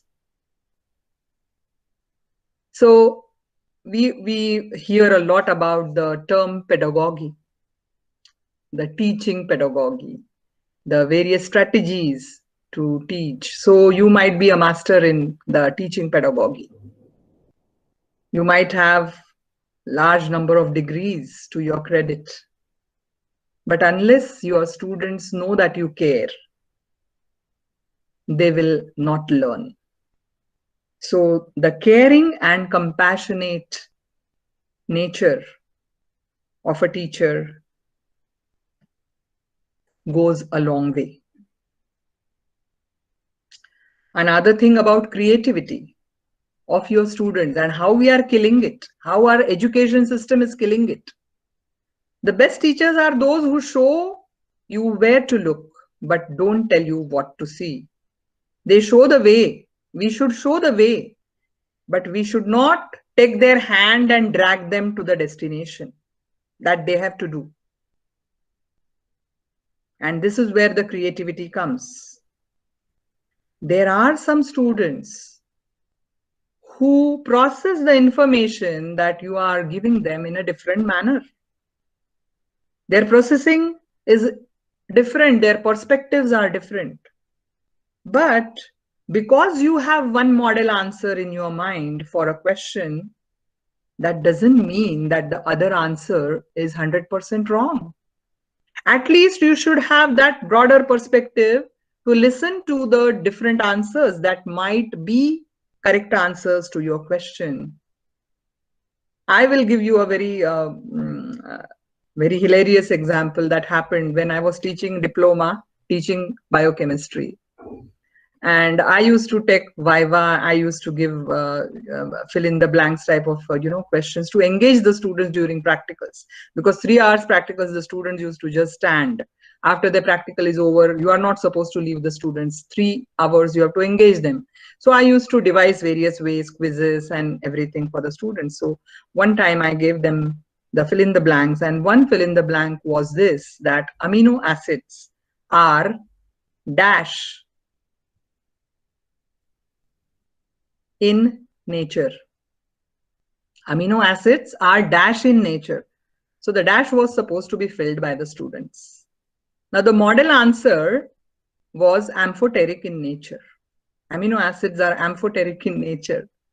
And one student wrote, amino acids are found in nature. Is the answer wrong? Of course, amino acids are found in nature.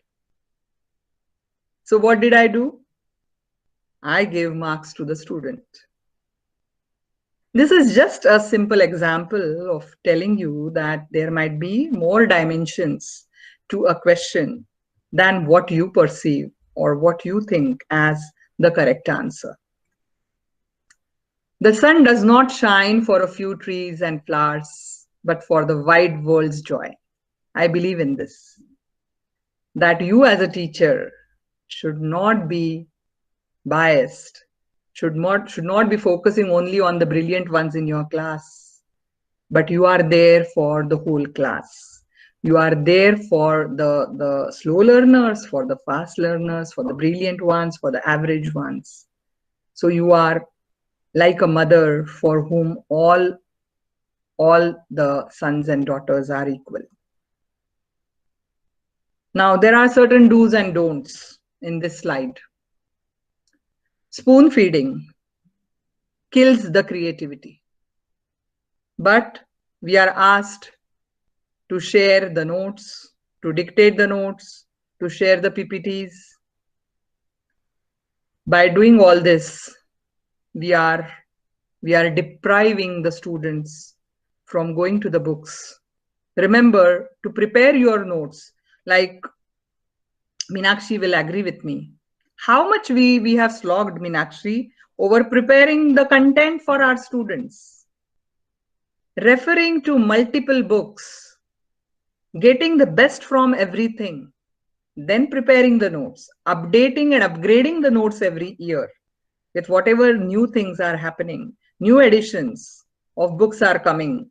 Read those, upgrade your notes.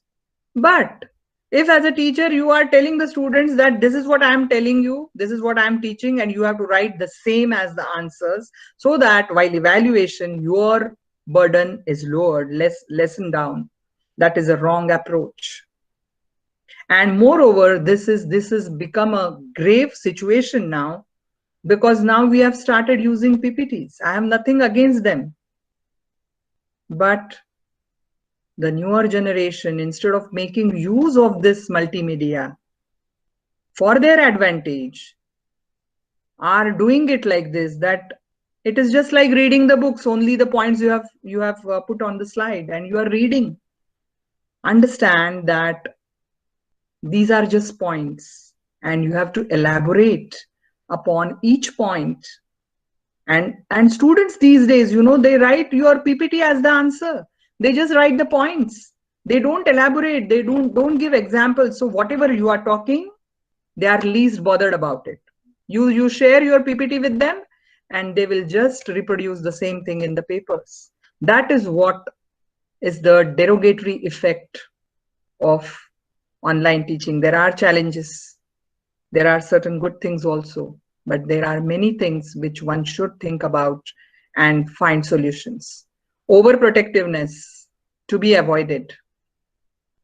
I mean, telling the students, you need not worry. You don't read the books. They are too complicated. Please stick to my notes. They are more than enough for you. This is overprotectiveness. Don't do it. Rather, you should be telling the students that whatever I have given in the PPT is not sufficient. You should go to the books. I always do this, that at the end, I mean, when I'm covering a chapter, I leave a small portion for self-study, which is at the disposal of the students. That becomes the assignment.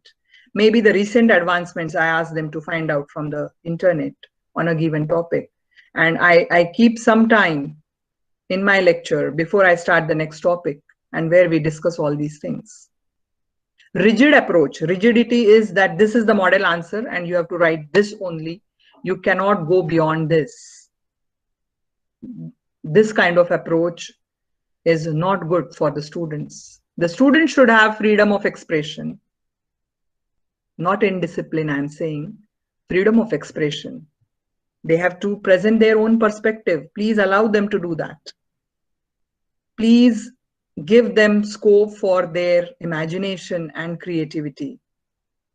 Honesty, integrity, yes, that point was taken up, is required on the teacher's part as well as on the student's side. Self-study, leave something for self-study.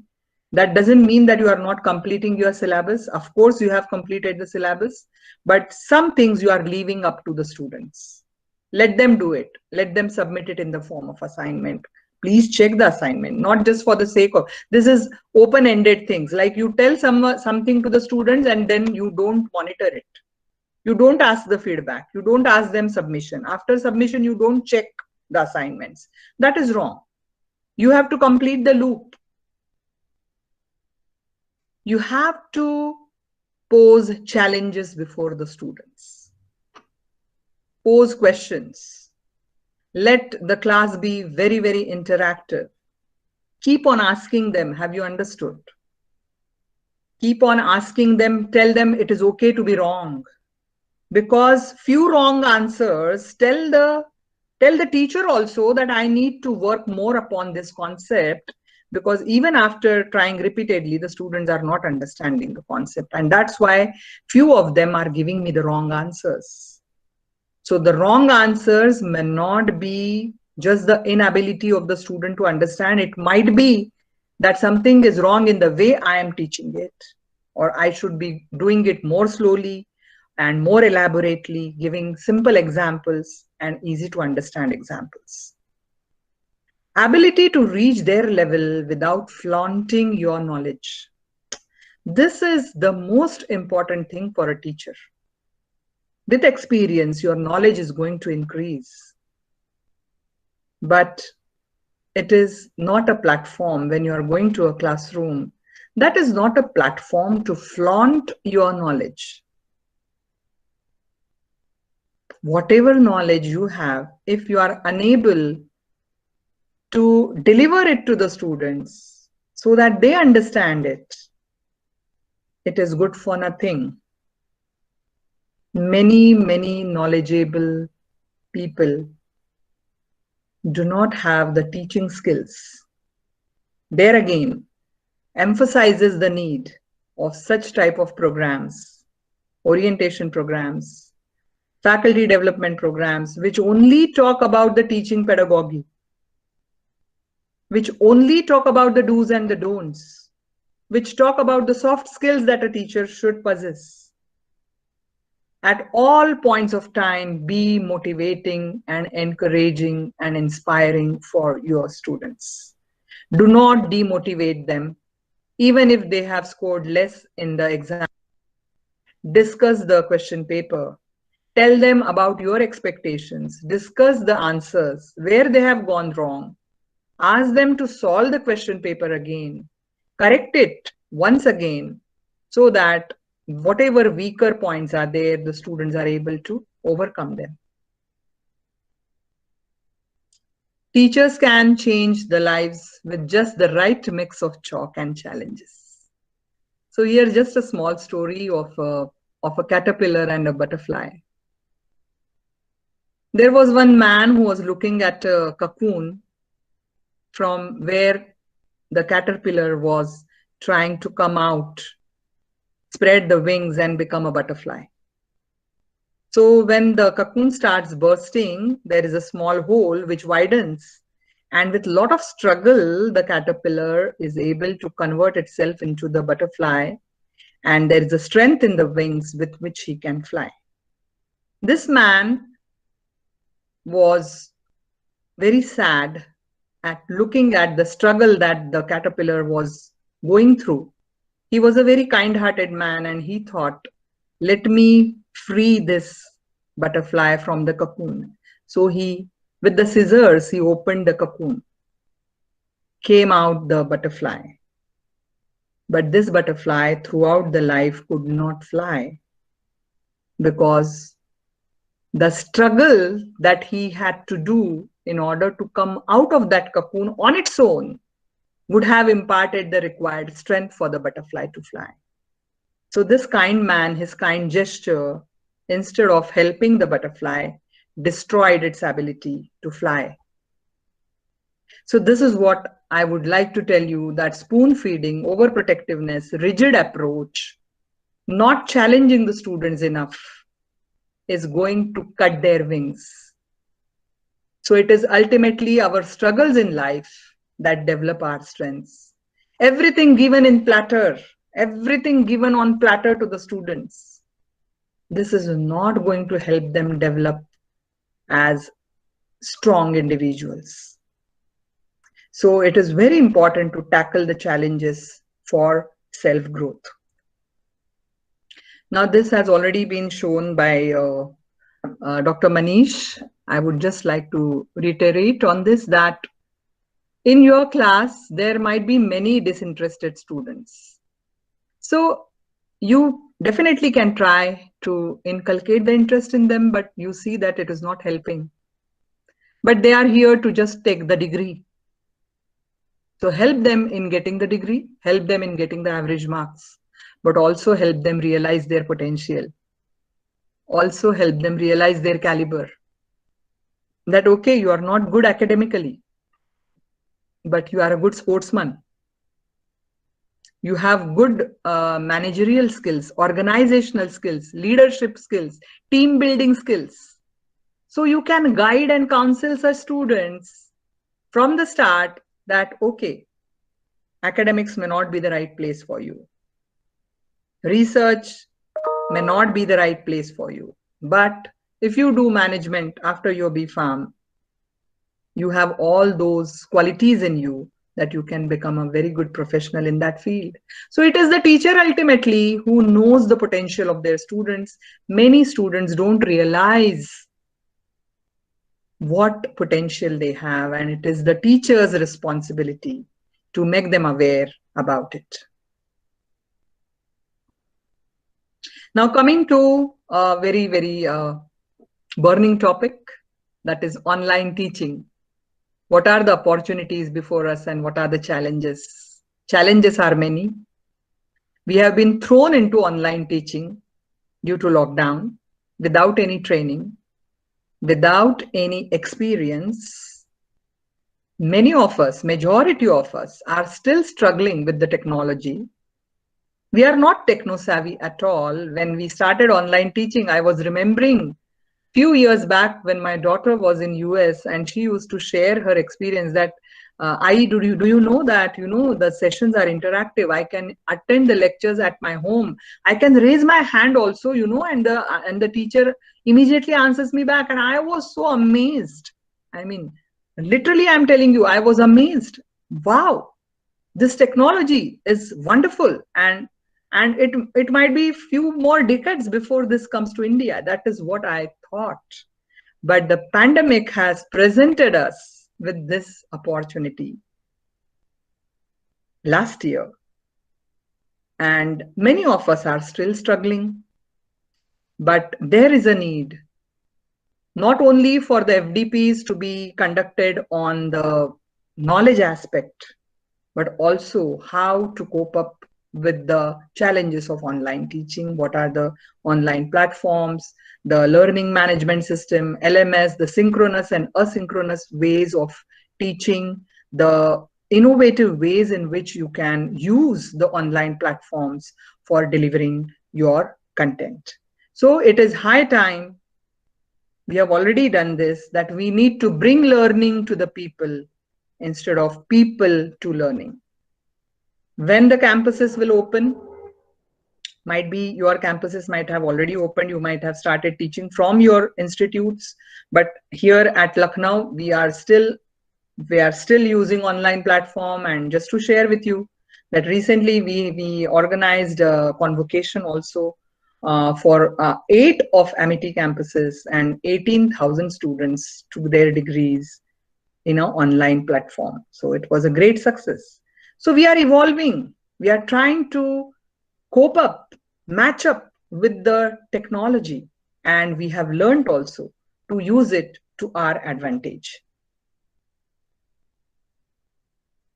So education worldwide has been thrown into disarray due to coronavirus, and it's time that we also throw our lesson plans, our conventional ways of teaching. We have to throw it out of window. And we have to make the most of this bad situation. We have to work upon developing our content. Now, I being a medicinal chemistry teacher, never ever in my life I have used PPT to teach. I don't like to teach with PPT because I believe that the drawing of the structure and just projecting the whole structure in front of the students on the slide, there is a difference. It is mind-boggling to see the antibiotic structure or a steroid structure, looking at you. It is so intimidating. But the same structure, if you draw with the pharmacophore first, then slowly you tell the number it, and then join the various functional groups at their position, keep on explaining the chemistry of the molecule. That is more, that is something that the students relate to. Of course, there is a whiteboard facility that one can use on online platforms, but using the cursor to draw the structures, the rings don't look nice, the rings of benzene are loop-sided, and all those things keep on happening. But let me tell you that now I have also come up with very good content for my lectures, and a lot of animations, lot of whiteboard activities, lot of animated PPTs I have started using.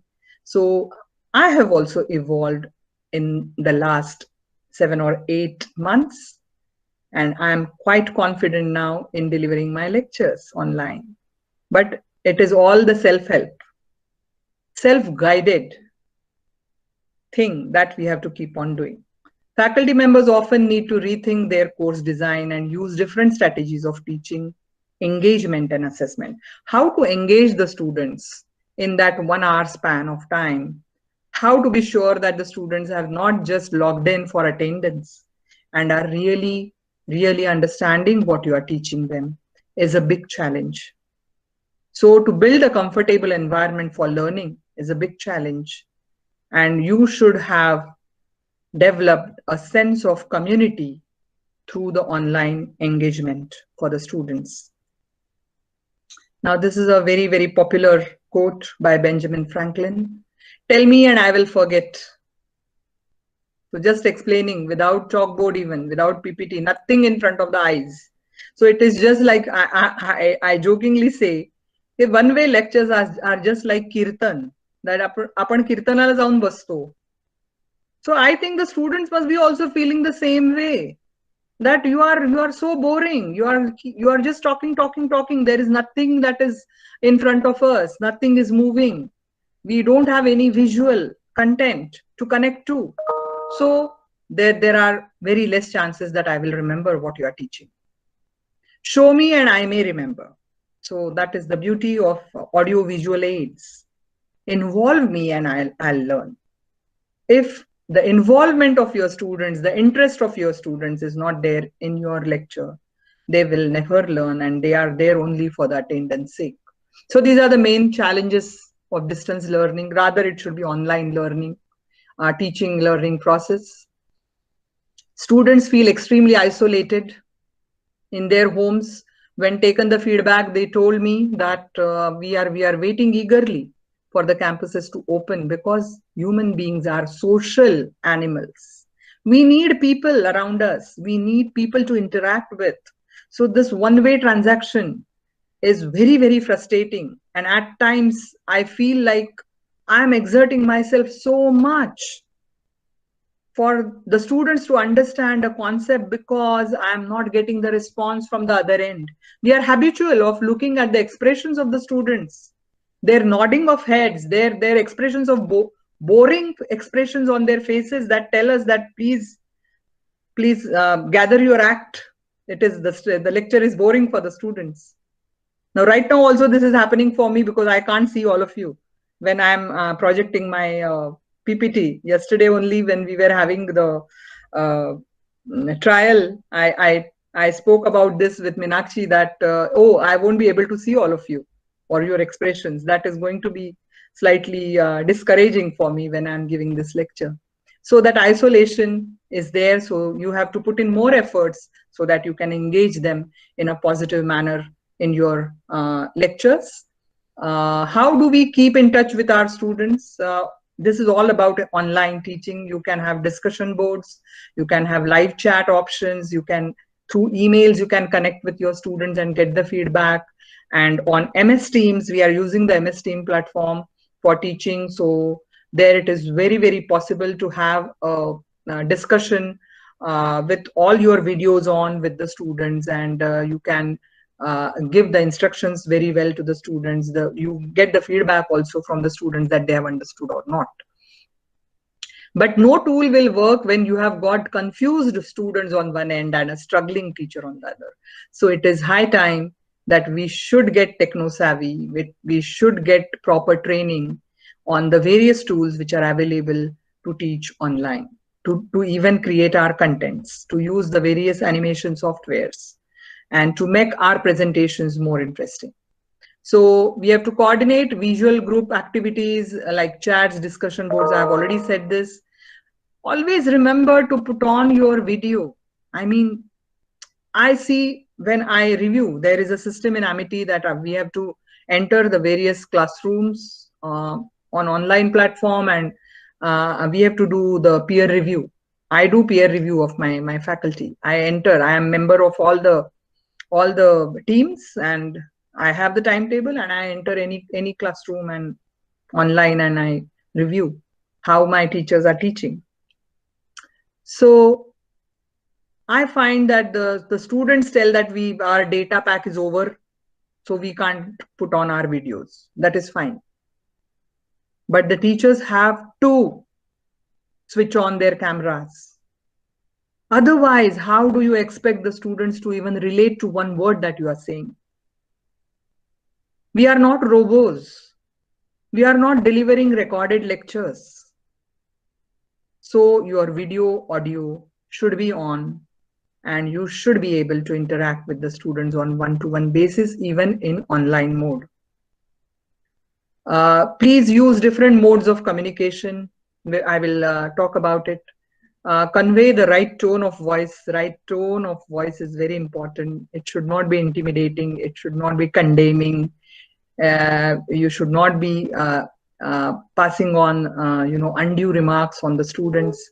Make your communication personal. Using names, I told you, self-disclosure. Many a times, when you start the lecture, just understand the set of mind the students have.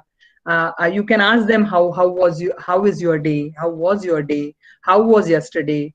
Just a small talk to distress them, to make them comfortable in your class. Sometimes you can have off-topic chats also. Suppose your topic is over. There is no need to start the next topic immediately. Don't bombard the students. Try to understand that it is very, very challenging for the students to be online even from 9:15 to 5:25. That is our timing. We have 5 days a week. Understand, I am giving one lecture, so I am here only for 1 hour. But my students are attending from 9:15 to 5:25. So we have to be a bit sympathetic towards them. And most importantly, be yourself. You might be influenced, you might copy someone's style of teaching.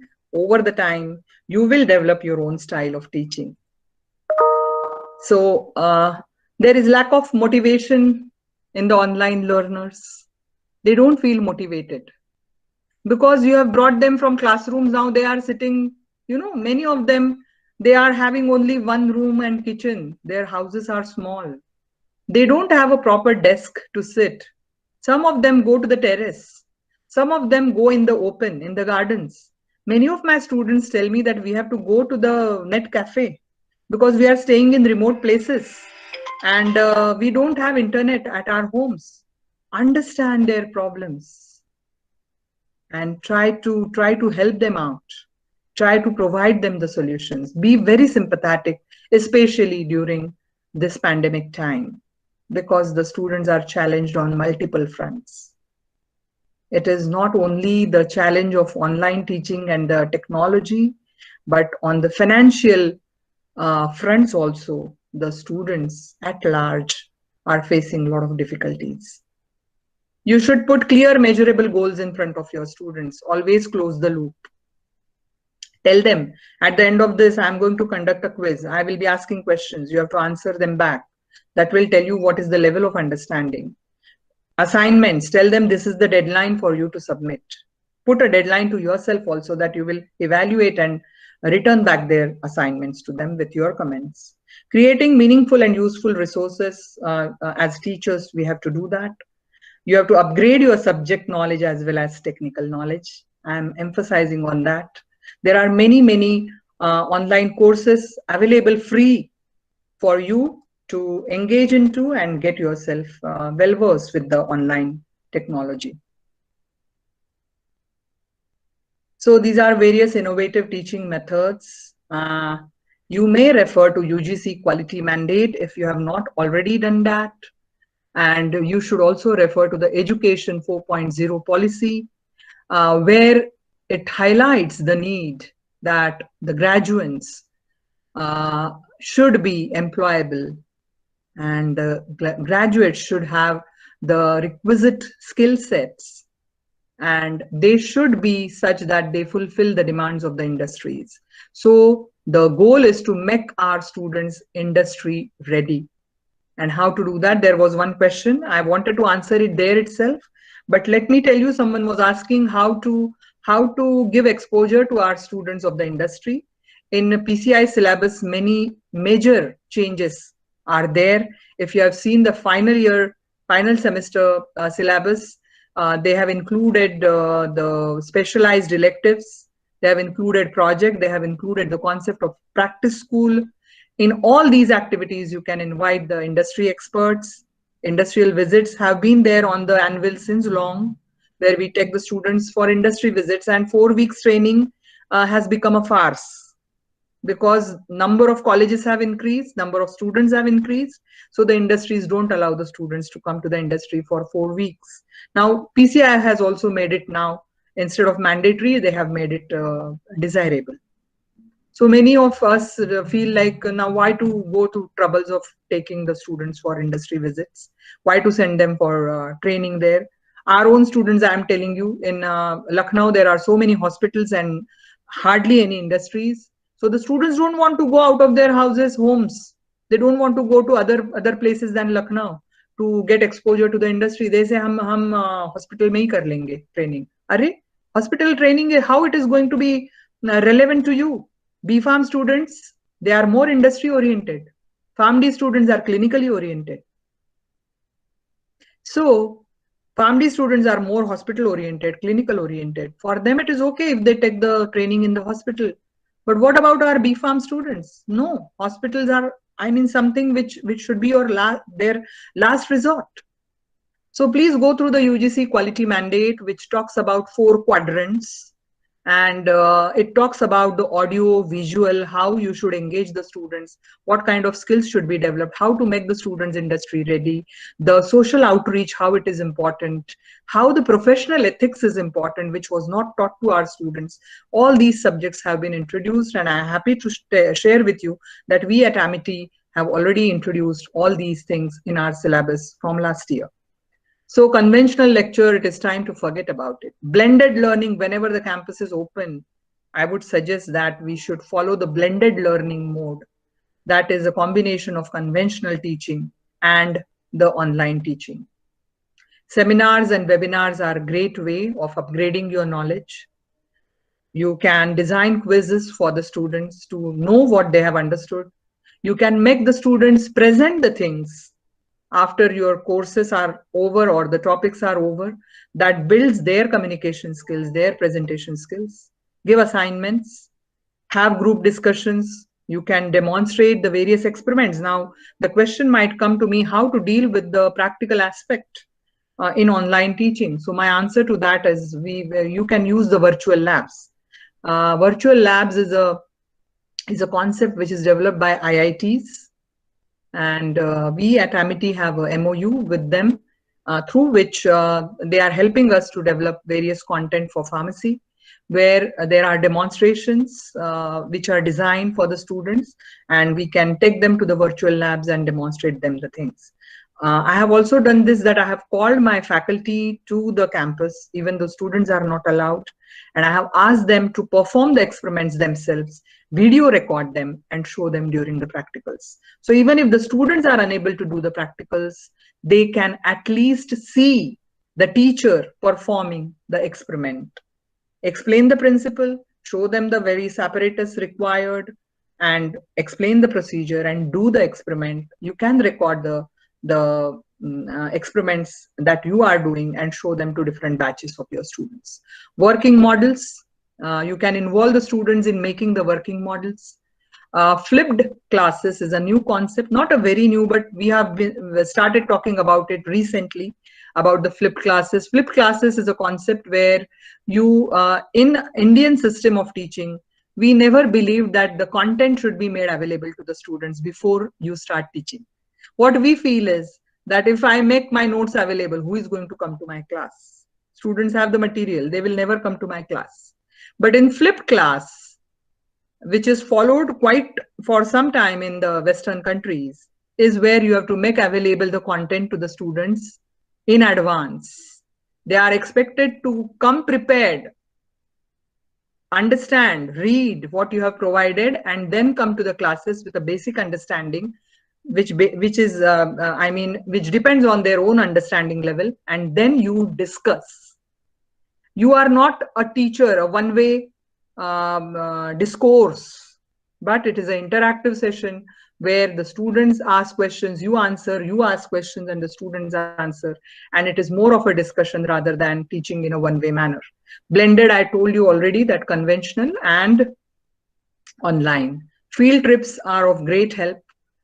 We are very fortunate to have various CSIR labs in and around Lucknow, and it is a great learning experience for the students when they visit these laboratories. Even though we don't have the industries, but we do take them on the field trips of these research institutes. Problem-based learning and team-based learning has still not come in India.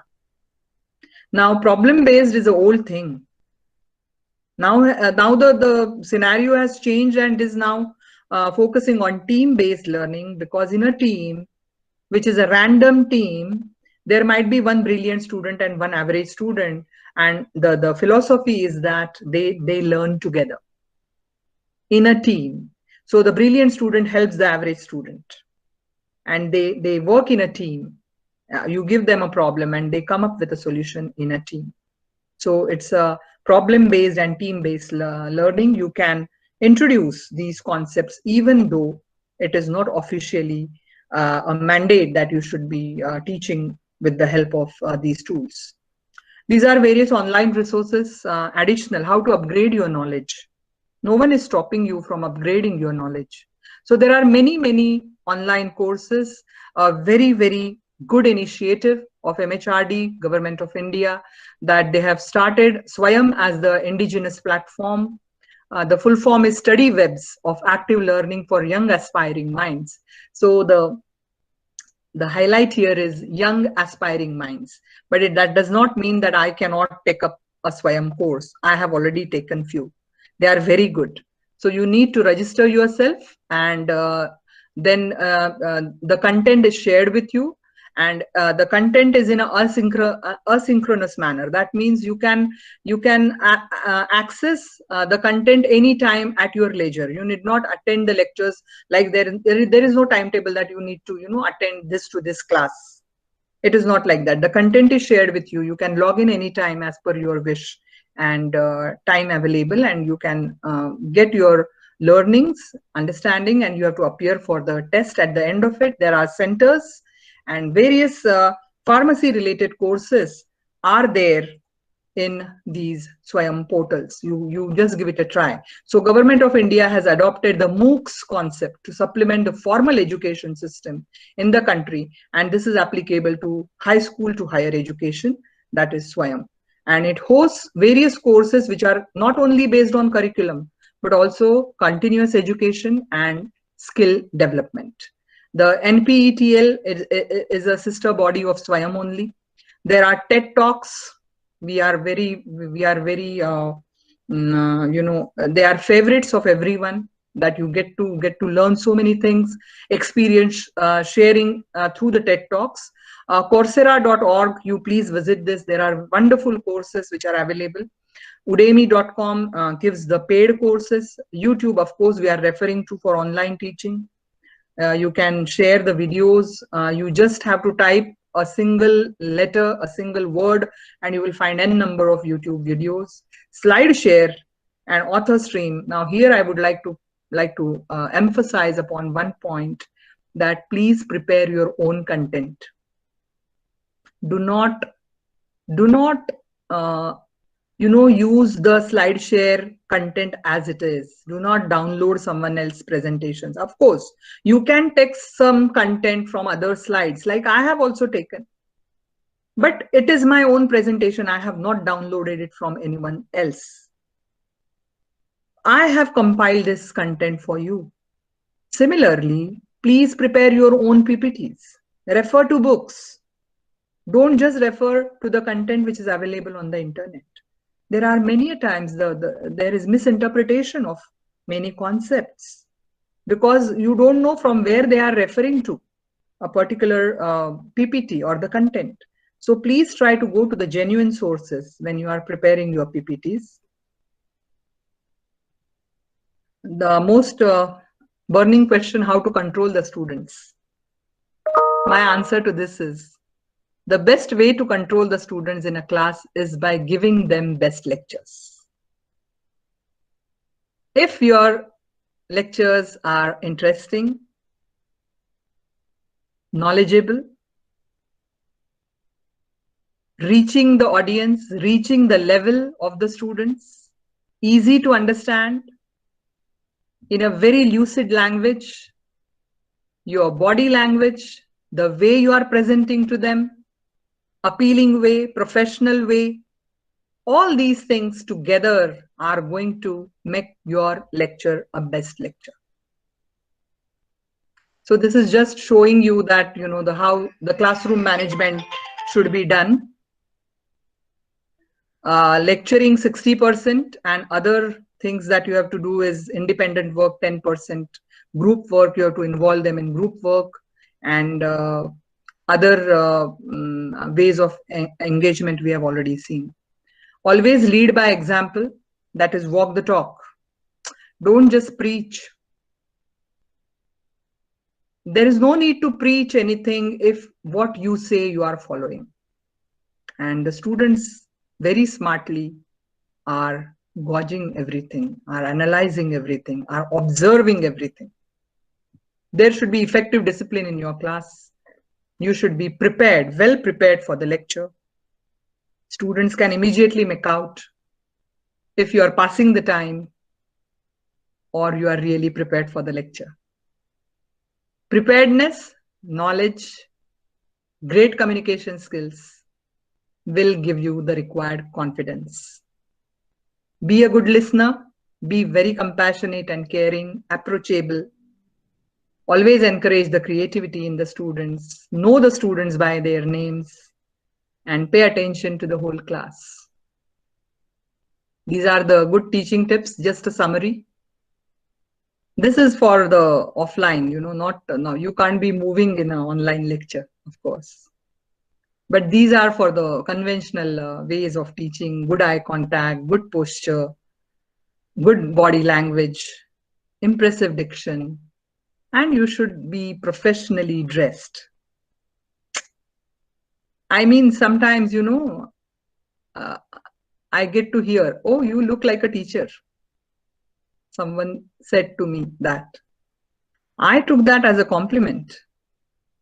If you are looking like your profession, that's a compliment. And please, please, whatever your profession, as per that profession, you should dress not flamboyantly, but you should be presentable. You should look professional. You should act professional. So a great teacher has to be talented. Talent will develop eventually. No one has all the ideal, you know, characteristic features inculcated from the start. As I said, you have to be energetic. If the teacher's mood, the students can gauge very well. And their comments might be like this: "Oh, आज घर से झगड़ के आए हैं शायद, आज घर पे झगड़ा हुआ है." Because your body language, the way you are standing, the way you are dealing, you are taking out the frustrations of your life on the students. The students can very well analyze it by just being observant. Be energetic, because that is something that is going to brush upon your students also. Teachers have to be ambitious, cheerful, you name, don't forget that, eloquent, resourceful. I'm just coming to the end of my presentation now. I don't know whether I have already crossed my time. So a tree is known by its fruits. So I am calling the teachers as a tree. So you will be known by the students that you produce. And it is one proud moment when a student has achieved something and he says that I am so-and-so's student, with pride. And the same is applicable to a teacher when a teacher proudly says, that is my student. So we have to strive to become such a tree, which is known by the students that you have taught, you have mentored, you have guided. So the general criteria, I don't believe in this criteria, but results, I mean, the results of your subject, people say that it tells about the caliber of a teacher. Being a chemistry teacher all my life, my results have never ever above 85%. Never ever I have been able to get 100% result. that should not be a parameter to analyze. Of course, I will strive to improve my results. If it is 60% and 50%, it is a matter of concern. But that should not be the only criteria by which a teacher is analyzed.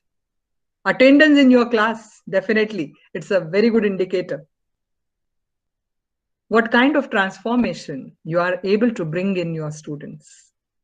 Average, below average to average, average to a moderate, moderate to someone who is excelling. It is all in your hands. What kind of skills you are developing in your students? What more you are giving to the students apart from the curriculum and the syllabus? Employability skills we have to develop. We have to make the students industry ready. So that comes from the top. Those who are in the administrative posts, those who are the principals and the directors of the institute, it is in their hands that they bring in these kind of changes. They give the exposure to their students on one platform so that the graduating students from their institute are known for the skills. They have a niche over others. Now, the Swayam and the MOOCs that I talked about earlier are not only for faculty, but also for students. Students can have extra credits by attending the Swayam courses or completing the Swayam courses. Whether your teaching is value-based, are you creating sensitive human beings who can respond to the human needs and build up a better world? Now, we forget to talk about ethics with our students. That's why the subject has been introduced by UGC. The professional ethics, the do's and the don'ts, the morals, the ethics, the principle, because we are an important part of the healthcare system. How much respect our students have for our own profession? Most of them are coming to pharmacy because they did not get admission in medical. We have to bring them out of those ashes where they don't feel, oh, I wanted to become a doctor, or I am becoming a pharmacist. What is there? Pharmacist is a compounder. Now, gone are the days when a pharmacist should be considered as a compounder. We have far, far more dimensions to our profession, and we have already proven that more in COVID times. So learning never ends. I believe that anyone who stops learning is old. So you can be at 20 and you have stopped learning. I will say that you are old. But at 80 also, if you are learning, I would say that you are young. Anyone who keeps learning stays young. And effective teachers always try to improve. Never be satisfied. I always analyze myself at the end of the lecture. I feel, oh, this concept I should have been able to explain in a better manner. What can I do to make it better? I get the feedbacks. I don't get the feedbacks of the students on, the parameters which we provide them on paper, where they are asked to, rate a teacher on a scale of, 5 to 0 or 10 to 0. So I don't believe in that. I ask them to give me a written feedback, and that too at the end of my teaching, so that I can read those, feedbacks and can improve myself for the next coming classes. Because if I am asking the feedback in the middle of the tenure or the middle of the particular semester, the students are bound to praise me because they know that the marks are in my hands, and that's a false feedback. But the real feedback you get when the students graduate and come back to you and talk freely with you, and that is the time you can take a real feedback from your students. Or even like I'm teaching third year, when the students go to fourth year, in my last lecture, I do that. So to teach is to learn twice. I said this earlier also, that when you become a teacher, you become a real student. And teacher should be a lifelong learner. At last, I would suggest that all of us, including me, should be doing a SWOT analysis. What are my strengths? What are my weaknesses? More than the strengths, I should know my weaknesses. And if I identify my weaknesses, I will be able to work upon them. I should find out ways to work upon them, to improve upon my weaknesses. I should be ambitious enough to take up the opportunities to progress my career in a positive direction without being stagnant. If you become satisfied, I have reached that level, no, I am perfect, I don't need any improvement. If that is your analysis of yourself, then you are doomed to fail. You will never find out opportunities to progress. If at this age of 57, I feel that I have reached the end of my career, but understand the new online platform, the new way of teaching, even though I'm a director and having multiple responsibilities, teaching is my passion. So I have not stopped teaching.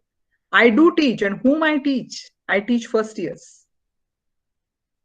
I teach first years because those are the students who are moldable, whom you can mold, whom you can tell the importance of the profession.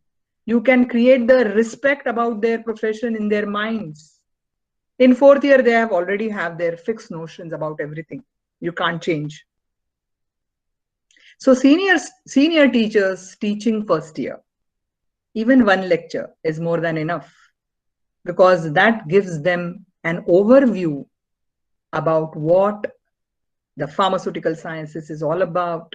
When the experienced teachers share their experience with the younger minds, it is of great value addition to the students. Of course, what are the threats? Threats to your position in the organization, threats to your profession. So we should analyze all these and act accordingly. Of course, teaching is a balancing act. Like I said in my very first, when I started my talk, that we are doing multitasking to no ends. Teaching, you are involved in co-curricular, extracurricular activities. Sometimes you feel like for whom we are doing these activities, for the students or for ourselves. So much is our involvement. There are so many administrative responsibilities. And one thing which I would like to add, rather the second part of this talk usually is where I talk about the research and innovation, because that is also something that is expected from a teacher. So the earlier things are not enough. Now this has also come. Unfortunately, in India, we do not have a teaching professor and a research professor as two separate entities. In Western world, there are two separate entities. A teaching professor is supposed to only teach. He is not expected to do research. Whereas a research professor only does research, brings grants. He is not involved in active teaching. In India, that concept is not there. So you are judged at the end of the year. That is the performance appraisal that we have to fill in, where you are analyzed not by teaching. It is said by the management, oh, you are teaching, so what? You are paid for that. So don't tell us that you are taking so many lectures and so many practicals. That is your duty. What is the research that you are doing? And you are watched, you are analyzed. Your performance is analyzed on the basis of the research that you are doing. So keep in mind that during your balancing act, develop yourself as an independent researcher. Those who have done their PhD, after getting awarded the PhD degree is the time when you start developing yourself as an independent researcher, because till then you are being guided and mentored by your guide or a supervisor. You are working on the problem which is given to you by your supervisor. He is telling you how to deal with the solution, how to find the solution, the data, the analysis, everything is being done in accordance, in coordination, in collaboration with your guide. But once you are awarded with your PhD is the time you start developing yourself as an independent researcher. Have your own niche area of research, develop yourself, start publishing, write for grants, get funding, have students enrolled under you at start for MPharm, give them small pilot projects, try to check your hypothesis through small projects that you give to your MPharm students, get good publications out of them, have good strong hypothesis that you have tested through pilot studies, and then you can extrapolate it into a full-fledged research proposal that you give to your PhD students. So this is just putting an emphasis on that you cannot do without doing research. You have to do research. So it is no more a publish or perish, but in our universities, it is now patent or perish. So they are behind us now that no, there are 3 Ps for us. And there is a mission impossible that has been launched by our founder president. The 3 Ps are that each faculty should publish so many numbers of papers, should file so many patents, and should submit so many projects. And our performance will be analyzed based on that, our increments and everything. In our university, we don't get the same increments. It is totally performance based. So those who don't perform get a pink slip. And it is working totally on a corporate model. So that's all from my side. Thank you so much for your listening. Now I will stop sharing and then I can see all of you that I was hoping to see. Thank you, Dr. Sunila Dhaneshwar, madam. I still remember your interesting and interactive lectures of pharmaceutical chemistry, and I'm a big fan of yours.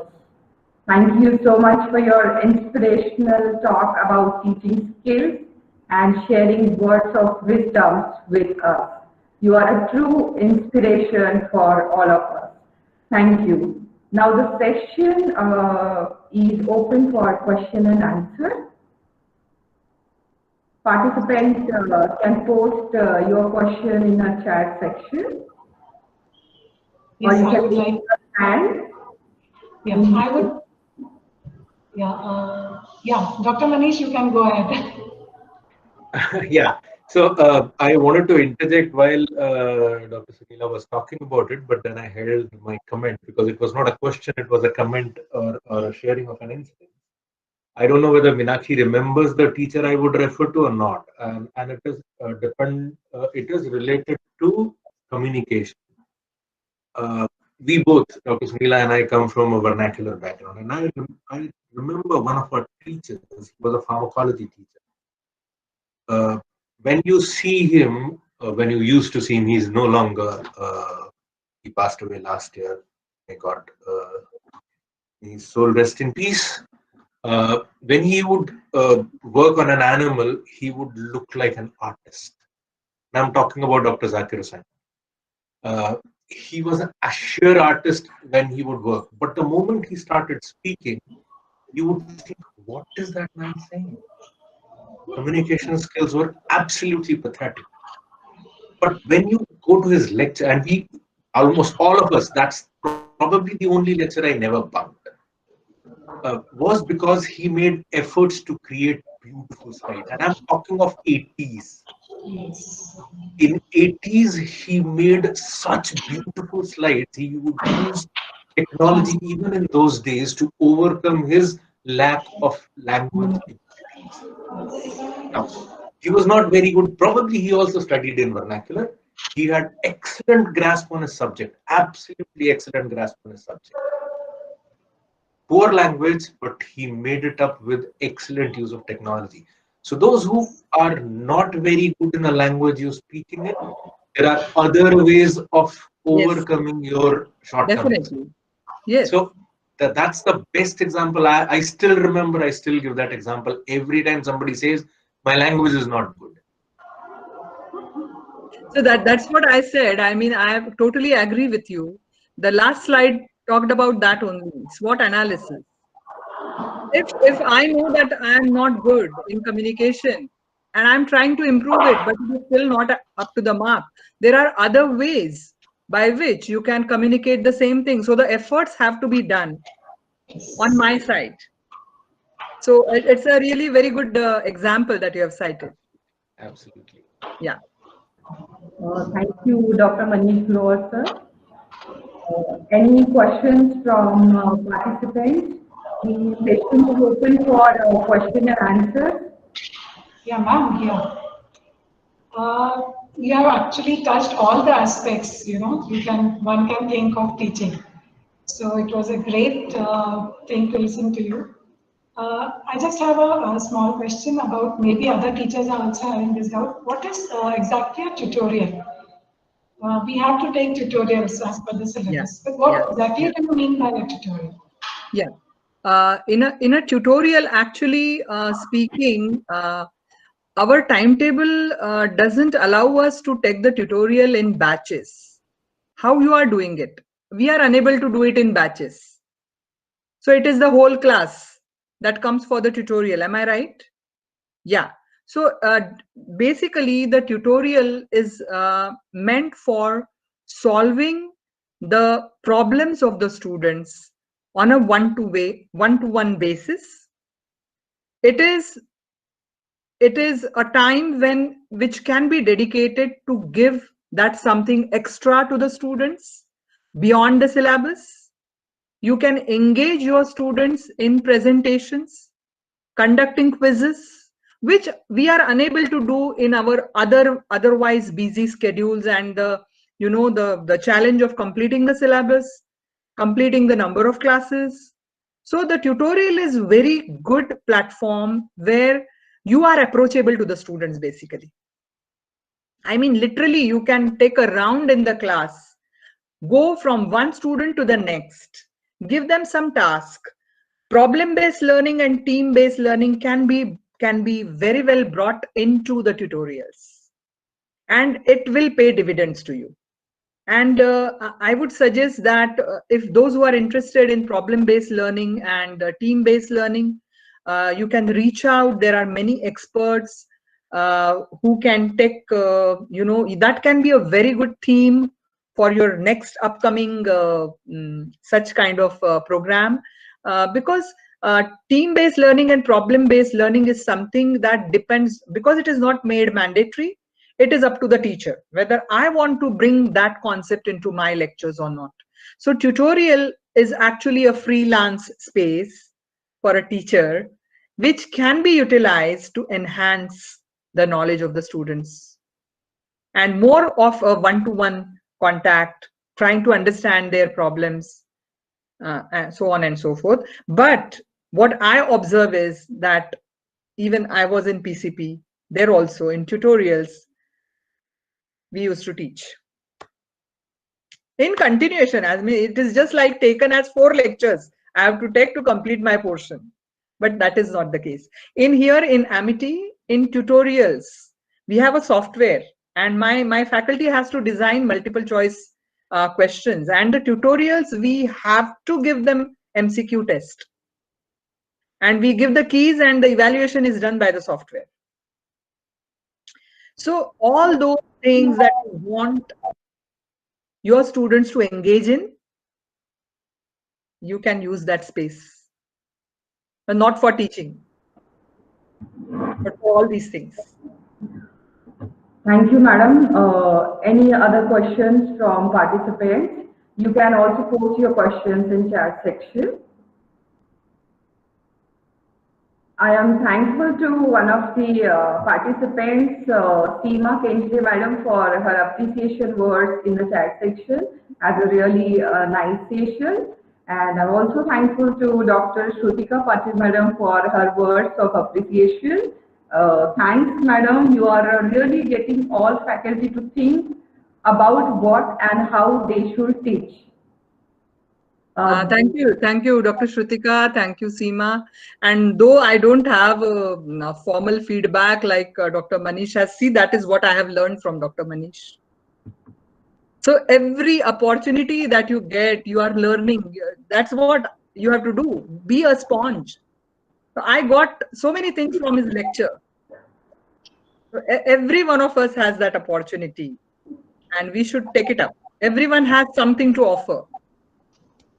Even our students have so much to offer to us.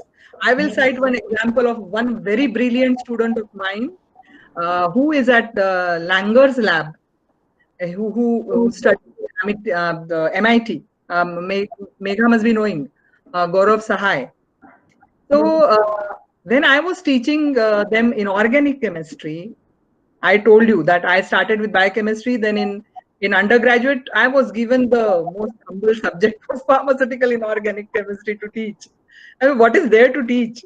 But in that also, I used to take so much of enjoyment in teaching the assay principles to my students, because that was something which was conceptually to be taught. So I used to enjoy teaching the assay principles to them. And there were calculations, as you know, the normality, molarity kind of calculations. So I was discussing one numerical, and I was actually speaking. When I realized the method, he told me, "Ma'am, can we do it like this?" I was giving them like this. I mean, I was eating like this. I realized it afterwards. But the student told me that, "Ma'am, this is the shortest way to solve this numerical." He came, he explained it on the board, and I appreciated him.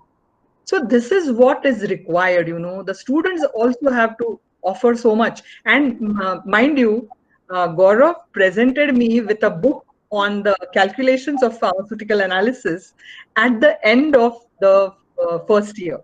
And that was a time when we were under the, what is that? Health University? What was that?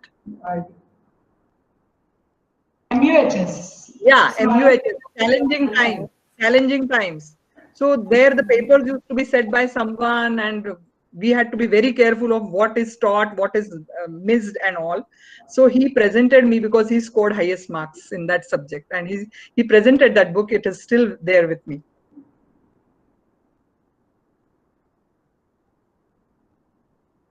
Any more questions?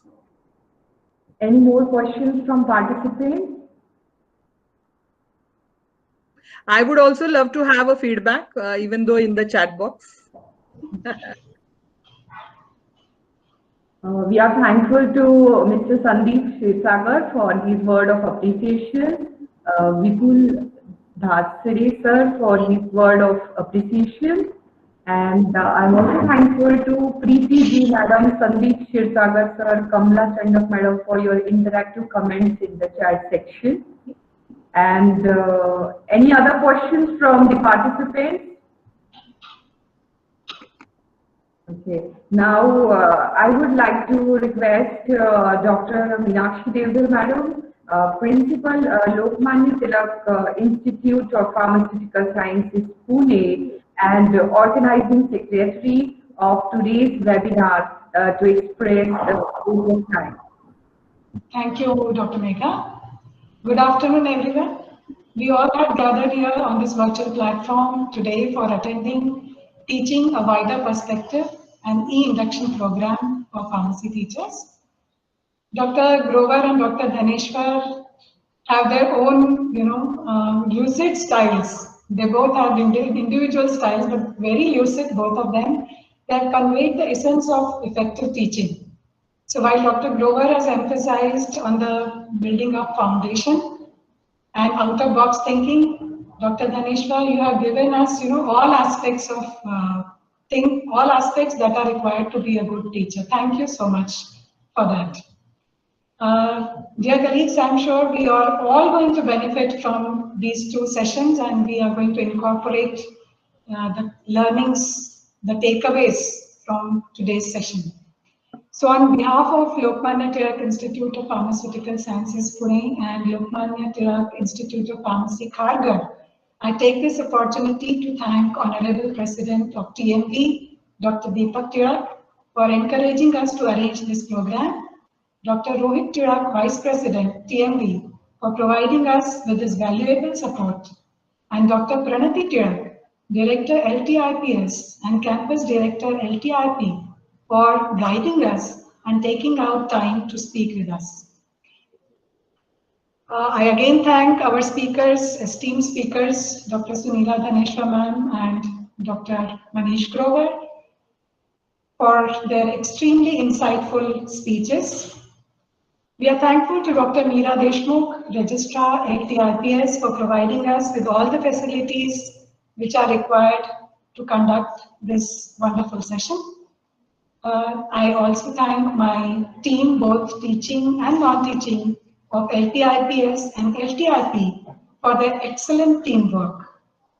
Last but not the least, I would like to thank all the participants for their overwhelming response to this webinar and their active participation. Thank you very much. I now declare the session as closed. Thank you once again. Thank you. Thank you. It was wonderful to be a part of this program, and I forgot to congratulate Tilak Maharashtra Vidyapeeth for their centenary year. Thank you, ma'am. Thank you. Thank you, ma'am. Bye, ma'am. Great Bye. connecting with all of you.